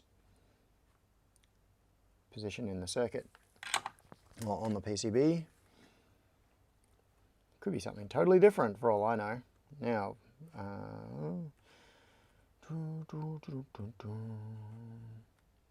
yeah, these solder balls are loose. They're ones that I flicked off earlier. In a moment I will shake the board and they will all fall off to oblivion. Yeah, I think it's okay. I think it's okay. Now, back to that view. And so this is the bottom of the PCB. It's upside down, which means this is going to be my left side PCB. So thumb switch there, keys there. Groovy. And then I need to do the same on the other PCB. But I will do that off stream. Because now you've seen it once, you don't need to see it again. Back to here. All right, what do we do next? Okay, the order of assembly does not matter except for these three components because they stack on top of one another. The 4 OLED jumpers, the Pro Micro, and the OLED screen. Okay. Use the Pro Micro orientation described on this page. So, switch sockets and diodes. All right, we have done those. Diodes must be oriented with a white band in the direction of the arrow symbol on the PCB. Yes, done that, I believe. So, sockets are done, LEDs are done. Yeah. That's good diagnostic information related to the LEDs. So because these are addressable RGB LEDs, the data the data out from the first LED will go to data in on the second LED, which goes to data in on the third LED, etc. So if there is a problem with one LED, this diagram helps with figuring out where the problem is. So for example, if all of the LEDs on the right half of the PCB stopped and it was working up to this location, then the problem is somewhere in the connection between LED 16 and 17. So yeah, handy. That's really nice. OLED jumpers. Okay, should be bridged if using an OLED display. The jumpers may not be accessible later in the build. Bridge the jumpers on the top side of the board, the same side the Pro Micro will be mounted on. Okay, I am going to use an OLED, so I will bridge those 4 jumpers, I guess. On the top it says to do it, so I'll turn this board over and I've got to bridge those 4 jumpers just there. All right, let's get to it. Get busy. I actually don't know what the... Oh, come on. Hang on. Okay, I'm going to do this under the microscope because I'm trying to do it in a way that the camera can see it and keep my head out of the way, and it just doesn't work. It's so much easier when I'm doing it like this. Okay, they are now bridged. So on the top of the PCB, this is my left hand, so that's the top. Now, what does it say to do next? Yeah, all right. Pro Micro is installed on the top of the board, upside down and in the marked holes. This is the side of the PCB opposite blah. Marked holes, there are 2 sets of holes in the PCB. Use the holes with the rectangular outline on the top of the board. Double check your work here. This step is hard to reverse if a mistake is made. Yeah. Reworking the Pro Micro would suck. Not too bad. I've done far, far worse things, but it would be annoying to have to take it off again. Okay, now, to install a socketed Pro Micro using a diode leg approach, install the 12-pin. Okay, what if you ever need to do solder the blah, oh, okay, it's socketed. Well, that's not too much of a problem then. Why are they making a big deal about it? But this one looks like it's not socketed. This is soldered directly in. Upside down and in the marked holes.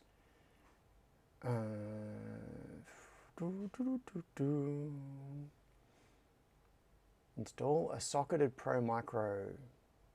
Install a 12-pin female headers in the top of the board in the outline through holes. Tip it over. Alright, do I want to socket the Pro Micro? I guess I probably do. I guess I do.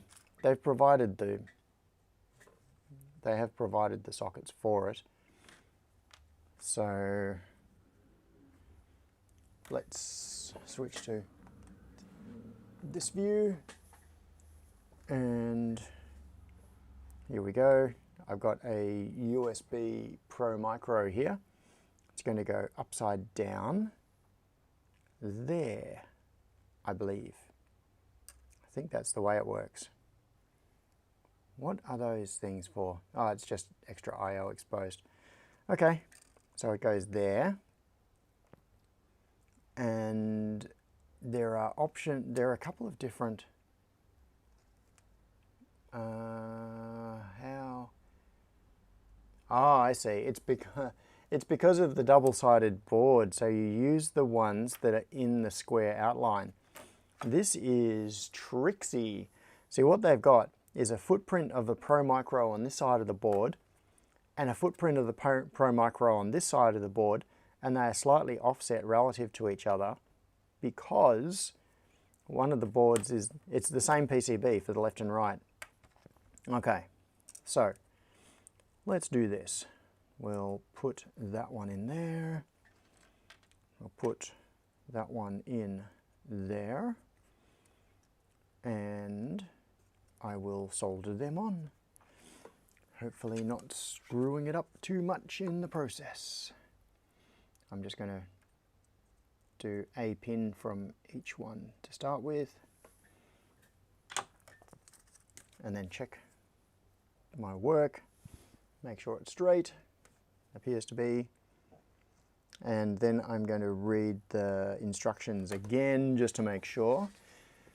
Also the switches. It hasn't said anything about the switches yet. I'm going to scroll down, solder the reset switch. Okay, reset switch. What about the slide switches? They are not described anywhere in here that I can see. Okay. Maybe, I don't know. I don't know. On the top of the board, and then the OLED. If you're socketing it, install that on the top. Yeah, I am going to socket that, so I'll install that.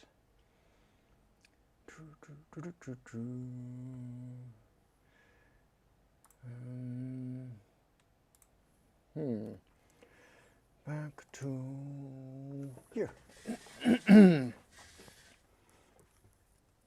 Yes, so I also want this one in here.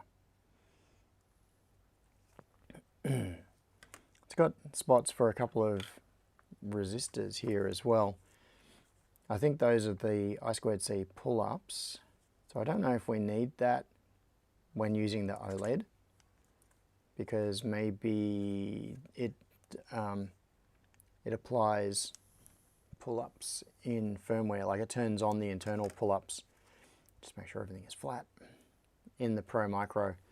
And I'm going to solder this under the microscope, because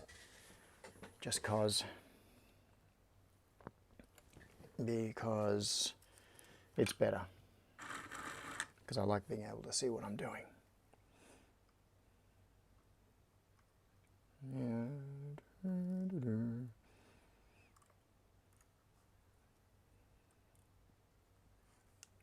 Hopefully I've got it in the right place, in the right holes. I believe I have. I have confidence. Perhaps misplaced. Likely misplaced. But still.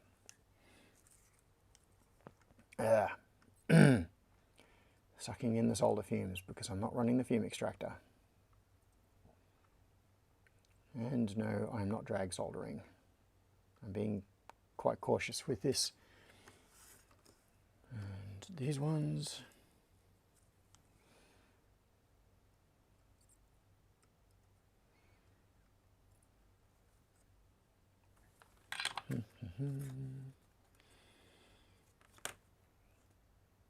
Yeah, you can see these are the solder bridges that I applied a few minutes ago to allow the OLED to work.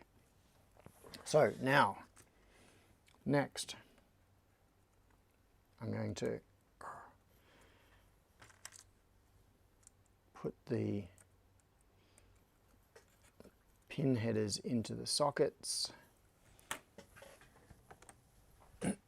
So what I've done is I've just put these pin headers into the sockets, but upside down, because I want the narrow part, the short part. These are low profile sockets. They're like this. They're not the usual 8.6 millimeters or whatever it is that that pin header sockets are. So I've put the short side into the socket, and even then the plastic is slightly proud of the socket. So to make this low profile, what I should probably do is try to push that plastic down so that it's against the face of the socket. Is that working? Yeah, don't think it's moving. Oh well. And then the Pro Micro goes in upside down on top of that, and then I'm going to have to trim all of these pins. Hang on, why is the Pro Micro one pin longer? It has B plus and B minus connections on it. Oh, there and there. Battery. Okay. So what it should be possible to do is connect. Maybe that is why. I don't know. Yeah. This is where reading instructions would help. But I'm not going to do it. All right. Pro Micro is in. I should also check that, I've just got to check that it is upside down. Yes, it goes in upside down. Okay. More soldering time. Back to here. All right, I'm going to do some drag soldering this time, I think. Get the iron up to temperature. It's a very narrow field of view on the camera though, so you won't be able to see much of the drag.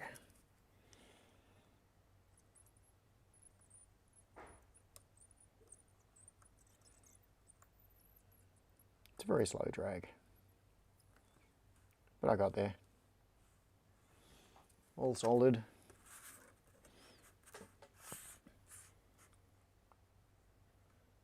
Okay, and the other side.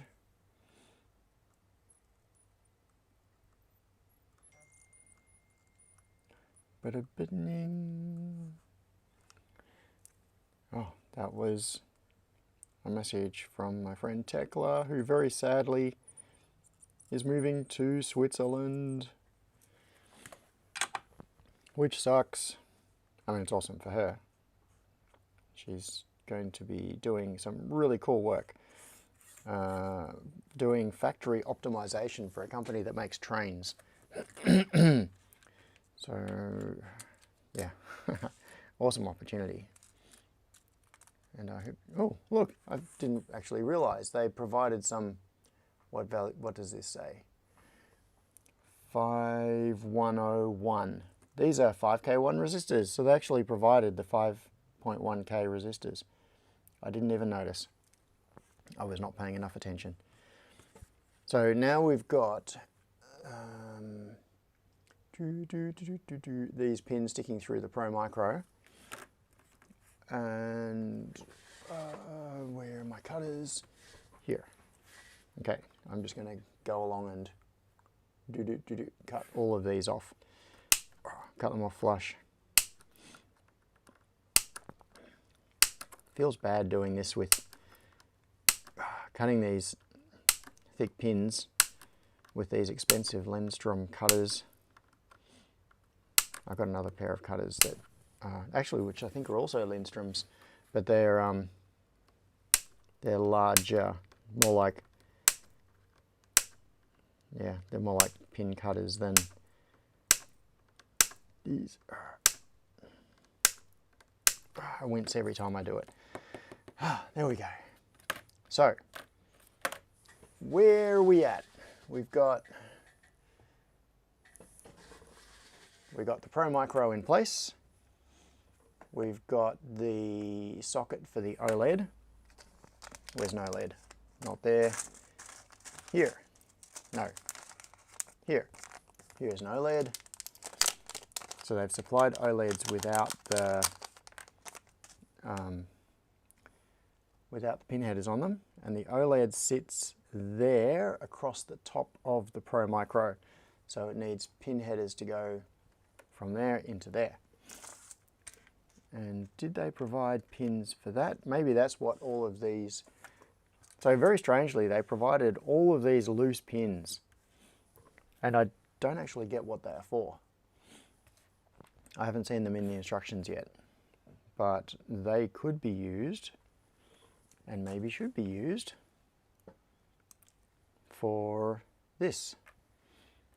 Although it's strange that they provided them without any plastic, like, why? So I am tempted to ignore these. Or maybe, are they longer than usual? I don't know. Maybe these are longer than standard pins. No, they don't look it. Of course, I've got boxes and boxes of pin headers, so I'm tempted to just get like proper separate pin headers. I'll use these.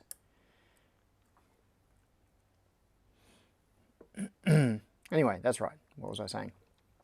So, Tekla was at the barbecue last weekend. So some of you will have seen her there, but she is just getting on a plane, heading to Switzerland. She'll probably be back in Australia in the future, visit for other barbecues and things. Now, what I want to do is lay something across this so that I can sit this on there and then solder it without that making contact with that. Does it sit flat? Yeah, it does actually sit flat, so maybe it would be enough if I just used a bit of tape or something, because I'm a little bit paranoid about the connections here. Is it possible those loose pins are softer pins for replacing the evil cutter wreckers? Softer pins? I don't know. I don't know.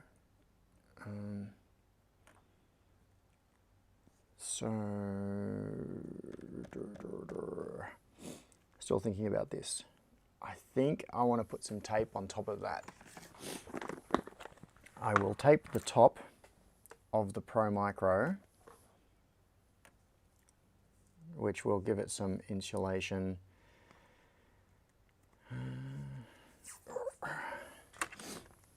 Amanda Thompson said, "My pizza is 5 minutes away." Ooh, Amanda's pizza is almost there. That is exciting. My pizza is non-existent and not even theoretical at this point. I have not ordered, I have not considered. I don't know what I'm going to do for lunch. All right, so now there's tape on top of the Pro Micro, which means I can sit the OLED onto the pins, and it sits on top of the Pro Micro. I'm just going to make sure that it's straight. And then I will solder it in place. I'll just do one pin to start with. 4 minutes. 4 minutes. Scott Miller said, "But it has no bacon."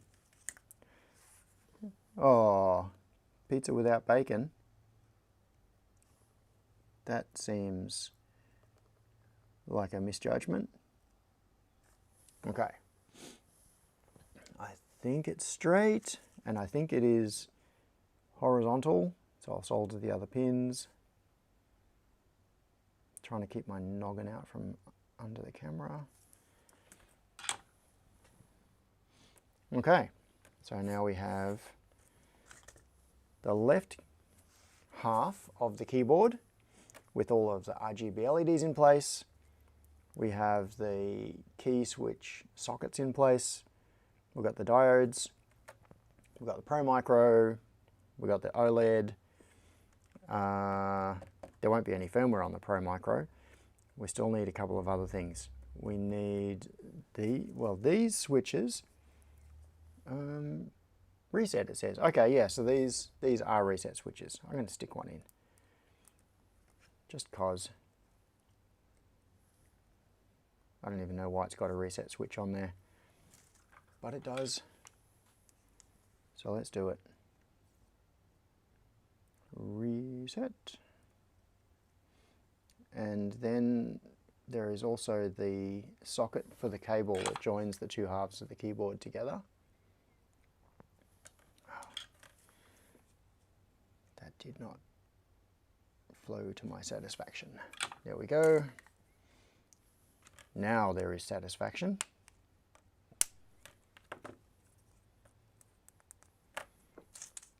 What else have we got? These are battery.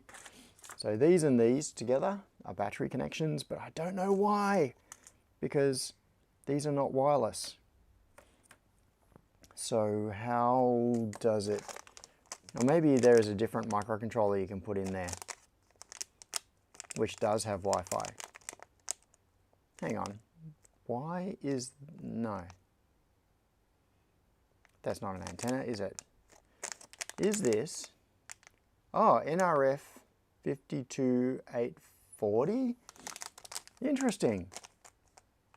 I think this actually does have wireless capabilities. So maybe it is possible to make this keyboard wireless with these micros. That would be cool. Shows how much I've researched this. I don't even know. I just saw it and thought, I want that kit, and ordered it. And now I'm learning about it as we go. Well, that would explain the need for the power switches on there as well. And also, I should bridge up the, don't know. Anyway, that's for future investigation. Oh, also I should trim off just the top ends of these pins. A bit more abuse for the cutters. And then we've got these sockets. Do they go on the top or the bottom? I don't know. Probably the top. And then rotary encoders that go definitely on the top.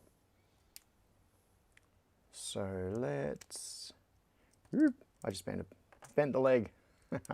Okay, let's investigate. Where does this go? So I think the place I'm going to end the stream is with the parts basically in place. They're not pins, they're columns. Columns? Columns. Oh.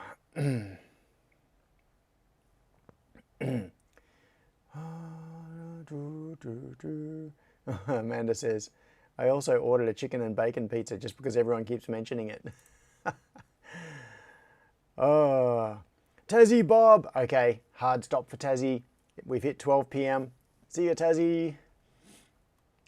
Goodbye to the other half of Australia. OLED. Oh, okay. It says, I added electrician's tape to the bottom of the OLED. I added it to the top of the Pro Micro. If you are socketing, install a 4-pin, then push the pins into the socket. Socketing isn't as secure as the half-height socket. Yeah, okay, don't care. You solder the reset switch, solder the, okay. Use tape to tack each. Solder reset, TRS connector. R1 and R2 locations should remain empty. Solder the encoder. Okay.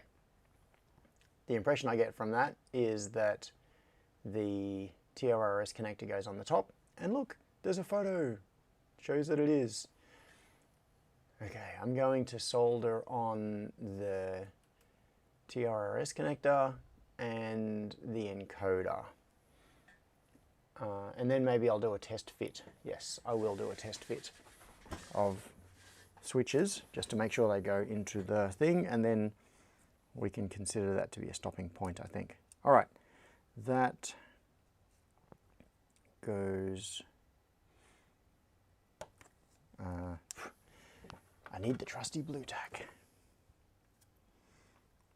Blue tack the socket on.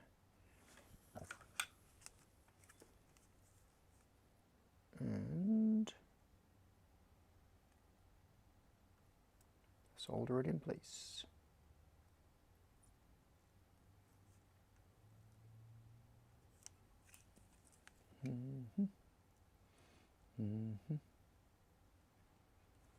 The other thing I would really like is a singing teacher, because I used to sing a long time ago and I really enjoy it, but I have no confidence and crap technique, so I should also find someone to give me singing lessons in addition to guitar lessons. Now, encoder, that's right. So this is the encoder that I butchered. And straighten that pin. Hopefully I'll get it into the PCB this time without breaking it. Okay. Solder time. Just pausing for a second. I'm putting it in on the right side, aren't I? Yes. It does go on this side of the PCB.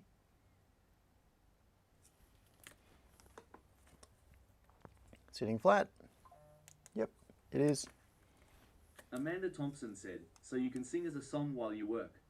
Lol. Yeah. Maybe. Not right now. But it is one thing that I could do while I'm while I'm soldering and I can't see the chat. Okay. Rotary encoder done. Ooh, and this is one of the encoder buttons that I got. Knobs. So I ordered some black knobs to go on the encoders. Does it fit? Should. Why does it not? Why does it not want to go on? That's a problem for another day. I might have to bore this out slightly. That is strange. So it came with a grub screw. It's definitely an imperial style. So this is the old imperial style encoder with a flat face on it. The newer type are fluted, and you just slide the knob down onto it. It doesn't have a grub screw. This is the old style with the grub screw. Okay, now let's try just plugging in some of these switches and see how it goes. Which way around does it go? So we've got 2 pins there. Goes that way because the 2 pins must go into that. So I think it must go in like that. Yes. Okay. So pins down towards the socket. And so you can see already with me putting these in that this is not a oops. This is not an ortholinear keyboard in that the columns are staggered. So the keys are arranged in vertical columns, but then the columns are slightly offset relative to each other.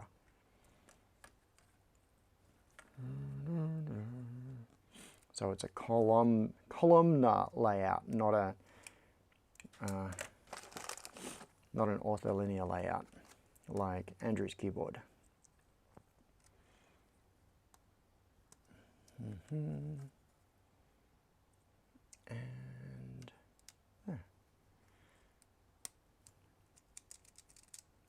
Now that's actually the home row keys. I'm going to stick the one of the thumb switch keys in place as well. That way. So my hand position would be, well, that would be the home row, the home keys there. So that would be the natural position for my thumb, under this one, not under that one.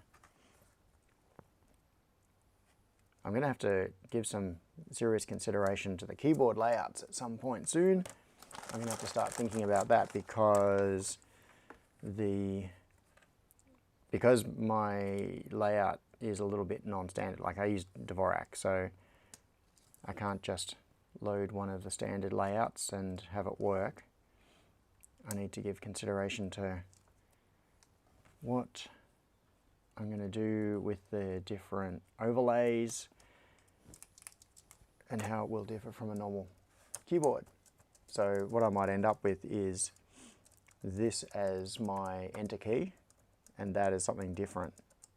I think normally people use this one as enter and this as lower, and then raise is the second one in on the thumb on the right hand side. But I think what I might do is have that as enter and that as lower. So enter, I don't know. This is the cool thing, is that it's all configurable. Any of them can be anything, and they can be multiple things because you can do like long presses and double taps and things and have those all mapped to different things. I said I was just going to put one or two switches in to see what it felt like, but now that I'm on a roll, I want to put all the switches in. And it is actually feeling really cool, even without keycaps. Okay, so that's the next thing. Keycaps. Which do I start sticking some keycaps on? It'll kind of look like a. I'm gonna zoom out on this overhead camera. There we go. And focus assist again. There we go. All right, I'm going to put in all the switches on this left side, and I will put some keycaps on because I want to see what it feels like. And then I will end the stream.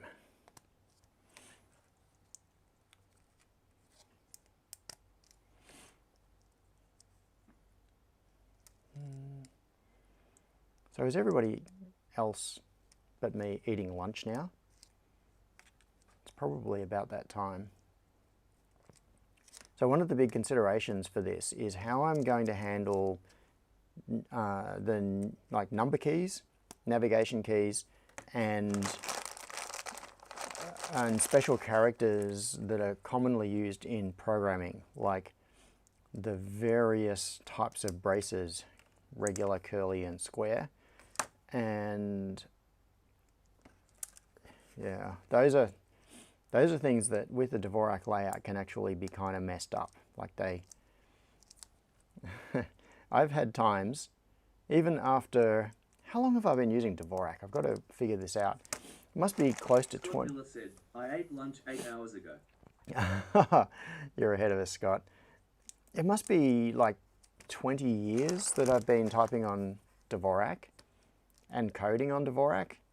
And for some reason, I had a brain fart moment just recently, like during the week, I think it was, when I could not find, actually I'm thinking about the context of this. It was on a different keyboard. It was on the other Microsoft keyboard, the Surface.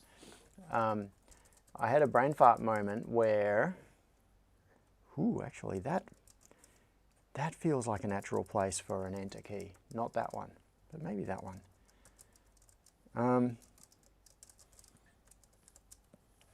Yeah, I had a brain fart moment where I could not find square brackets. I was just no, no, no, no, like going through the keyboard, like holding down shift, going no, no, no, no. Could not find the square brackets. The sort of thing that I should just, yeah, just know instinctively. I should just feel it.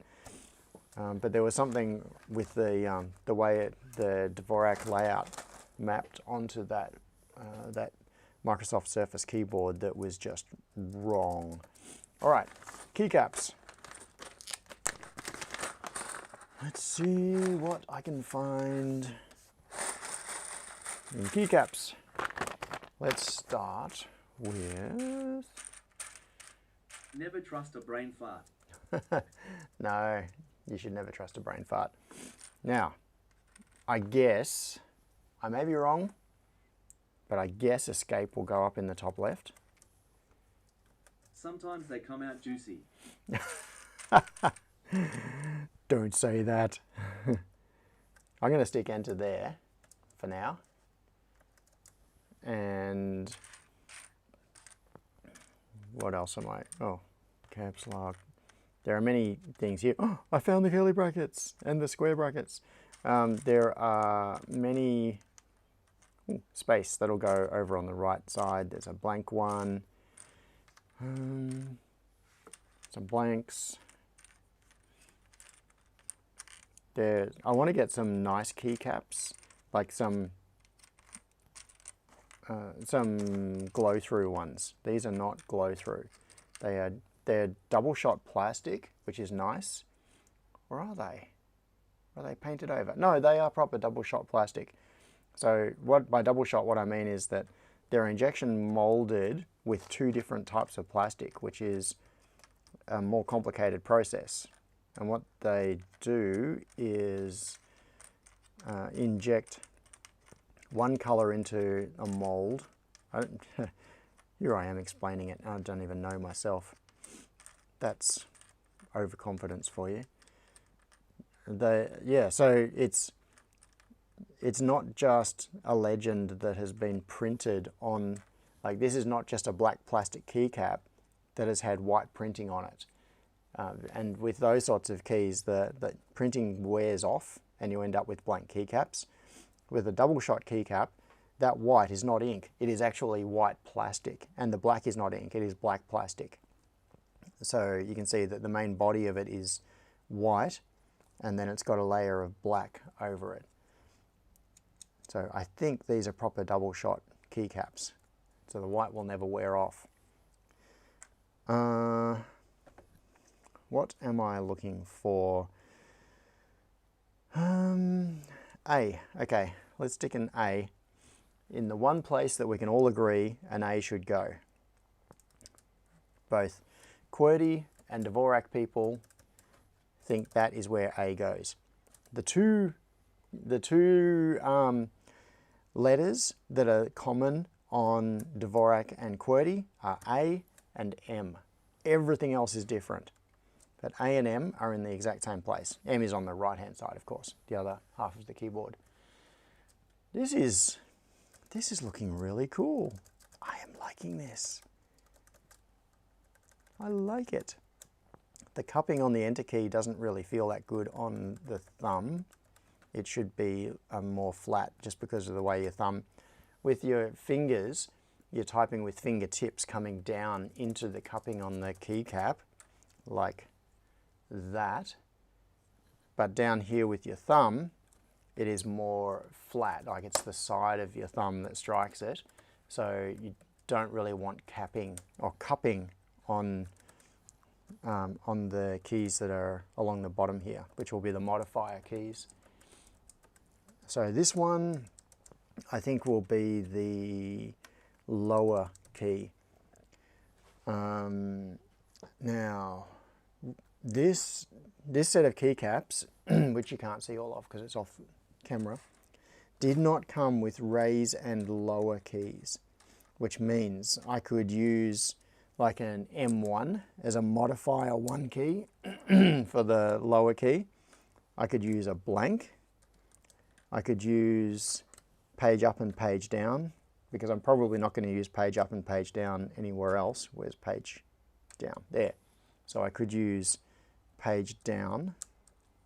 Oh, except that that is rotated incorrectly. It would go like that because this is designed for a long keycap. So I think I'm going to use blanks. So I'm going to use in fact, M1, the modifier keys probably would be rotated as well. Yeah, everything is going to be rotated on this one. So I'm going to use a blank for the lower key. So I'm going to make that my enter key and that my lower key. Because I think, yeah, I think I want enter. Jono is a cyborg. I think I want enter directly under the thumb. So right there. I like the feel of these. This is what I was looking for. Yeah, I think I made the right choice with the Choc Sunset switches. It'd be nice if they were a little quieter. You hear that click? They're not loud, they're not like clicky keys, but you can definitely hear them. Now, what do I want across the top? I think I want, so we've got escape. I need escape. Then we do, well, on a normal keyboard, just looking across at it, we would normally have number keys there. Escape would normally be, so normally there would be a tilde key in that position. And above the A, we have the number 1, which would be there. But, okay, I am just going to go with, I'm going to go with the regular numbers across the top row to start with. This may all change. 1, 2, 3, 4, 5. Where's another? Oh, 0. 0 goes on the right. That's right. Okay, so that doesn't need to go there. Now, where, there's number 7. Where is number 2? Where did I put it? Where is it? Where is a 2? There, there's a 2. Okay. And number 5 to go up there. I can't find a 5. There it is. 5. Yep. Cool.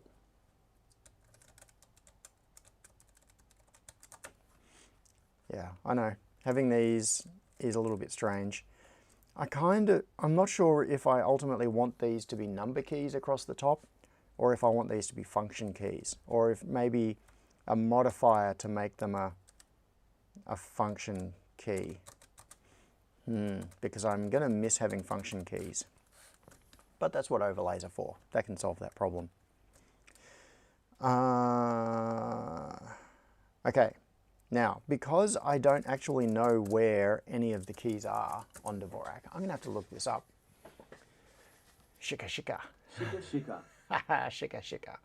All right, I am going to look up Dvorak layout so that I've got it on screen in front of me. Actually, Softly Choc. Is that a Dvorak layout? No, it's not. Is that? No, it's not. Is that? No, it's not. That is not. All these QWERTYs. Come on. Show me a Softly Choc. Oh look, here you can see the use of those keys. There's a larger vertical key for the one that's on the extreme end, which is the one where the switch is rotated 90 degrees. And the enter is used there, and alt. So this is the lower. Oh no, that's a different layout. That is a very different layout. L GUI, L alt.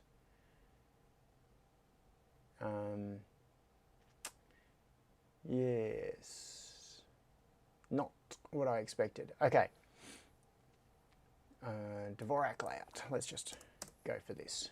Not specifically the soft layer chalk. So we've got the columns are screwed up. Let's see if we can find a picture. Columnar. TK's Dvorak layout. TK's Dvorak layout.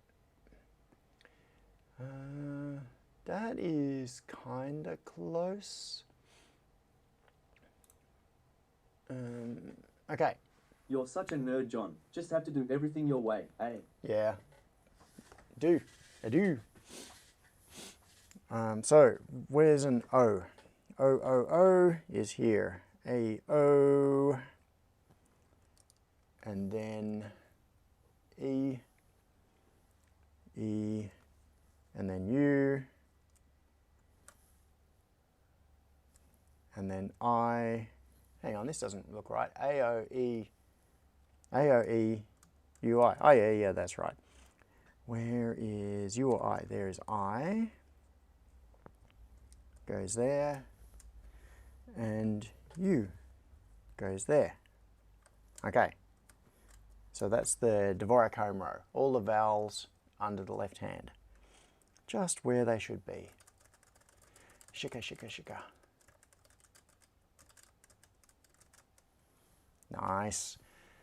And then below that,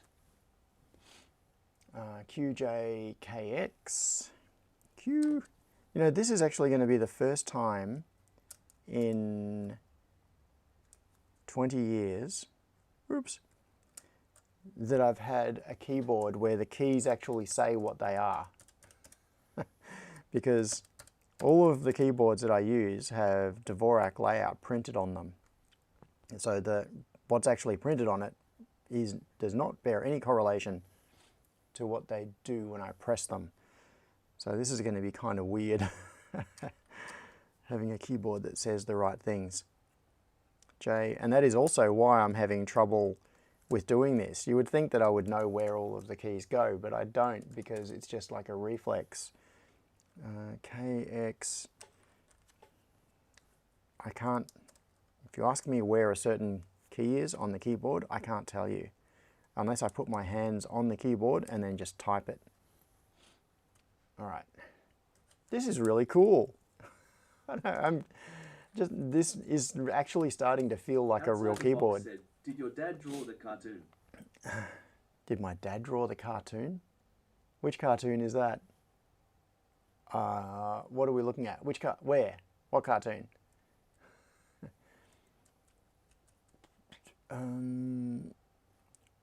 Seriously, I have no idea what you're talking about. Oh, the Shika one. Oh. No. I don't know where that cartoon is or what you're referring to. I'm lost. Okay, so I want a PY for happy. Happy. Here we go. There's a P. And I want a Y. There's a Y. And what goes left of that? So we'll do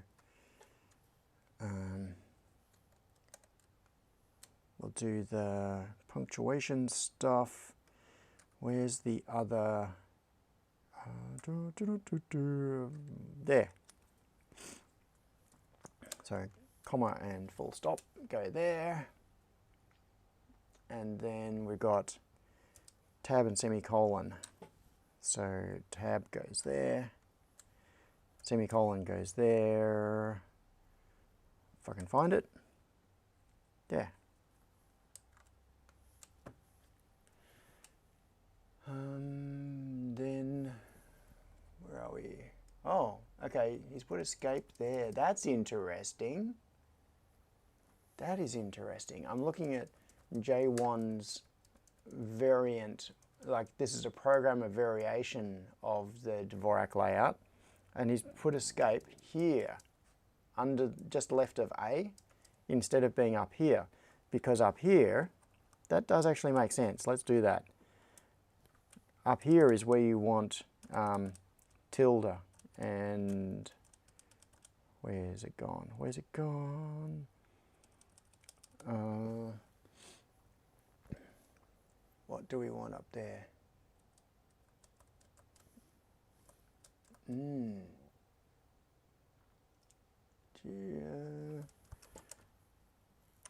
This, I think. No. Hang on, I've got to get in closer so I can see this. What is that key? Yeah, there should be a tilde key. Which is where I don't see it. Why do I not have a tilde key in this key set? That's kind of strange. And can be kind of important. All right, that's a mystery for later. Now, what do we want on the bottom row? Now, these bottom ones are going to be modifiers, but that is really where I'm going to have to stop and figure it out. What modifiers do I want where? I'm going to need a shift, of course, so maybe shift under here. Is that where shift should go? Outside the box Control. said, apostrophe. Tabrez Malik said, caps lock is US less in its original position, so many layouts replace it with ESC on the pinky. Yeah, yeah. But, yeah, so if we... with no caps lock, that's okay. I don't really care about caps lock. But, yeah, this is the Vim key. I need a shift. Where is shift going to go? Where do I put shift, people? I'm going to have to figure that one out. Maybe somewhere around here. Or, yeah, I just don't know. I think it should be there, under the pinky down there, below escape. So that I can still get to everything. Or should it be a thumb key? Like there normally, but no. I'm used to the left pinky being used for shift. So I think it's probably going to go there. But that could be subject to change.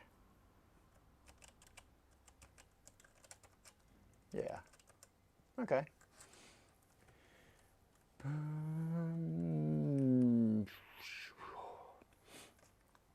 I am slightly baffled that there is no tilde key on this key set. That is strange. I don't get it. Okay.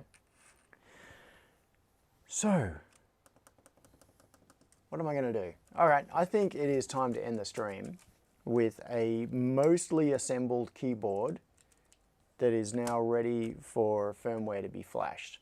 So I need to finish doing the mechanical assembly on Andrew's keyboard. Yeah, this is cool. It's half a keyboard. So I need to finish doing the mechanical. Scott Miller said, tilde key is on the floor. I looked when you said that. Is it? It is possible that it is somewhere on my bench and I just can't see it. It might have slipped under things. Yeah, so I have a mostly assembled left side keyboard, which is really cool. After the stream, I'm gonna eat, but I am gonna go on with assembling the other half of the keyboard and seeing what else needs to be done. Why does it have those? Oh, they must be mechanical mounts for like a tenting structure. It's got some big holes in it. There, and there are some holes here. Maybe there is like a tent structure that gives it the, instead of being flat on the bench like that, got to work out the camera angle. Instead of being flat on the bench like that, tilt it up a little bit like that into a natural tenting position. Which is something else I'm going to have to experiment with. I don't know how much tenting I want. There is a little bit of tenting on the keyboards that I've been using, on the Ergo 4000 and on the Microsoft Sculpt keyboard. It's the two splits are at an angle like that. So I'll probably do a little bit of tenting. Not a lot though. Yeah, okay, cool. So, thank you for coming to Keyboard Corner. I do want to properly finish off Andrew's keyboard. I'm probably going to do that off stream and just show you the end results, because I don't want to just like get halfway through that and never finish it because I've moved on to doing this and then I don't finish the thing that I was doing beforehand. I am going to take that to completion. So I'll take it to completion, I'll figure out what's going on with the firmware, and I will show you the results on a future stream. But this will probably, unless, I don't know, this might be the last Outside keyboard the box stream. said, the best keyboard channel on YouTube. Hardly. So this might be the last keyboard stream that I do, unless, in terms of assembly, because I'm going to finish the assembly now off stream. But I might do a stream about QMK, like once I've got the firmware on it and it's all configurable and I've got the VIA profile set up for Andrew's keyboard and all of that sort of thing, I might do a stream where I go through all the keyboard customizations and layers and how that works, and things to do with the rotary encoders and the LCDs on the keyboards. So that's probably enough to fill a stream. Also, I am very aware that I promised to get Austin on the stream to go through firmware for the air quality sensor, and I haven't followed up on that. Austin, I'm sorry.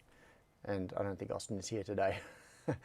But I do want to do that, so I'll organize that for a stream sometime soon. So, enjoy your pizza. Have an awesome weekend. Thank you for coming along to John's Keyboard TED Talk. And I will talk to you all later.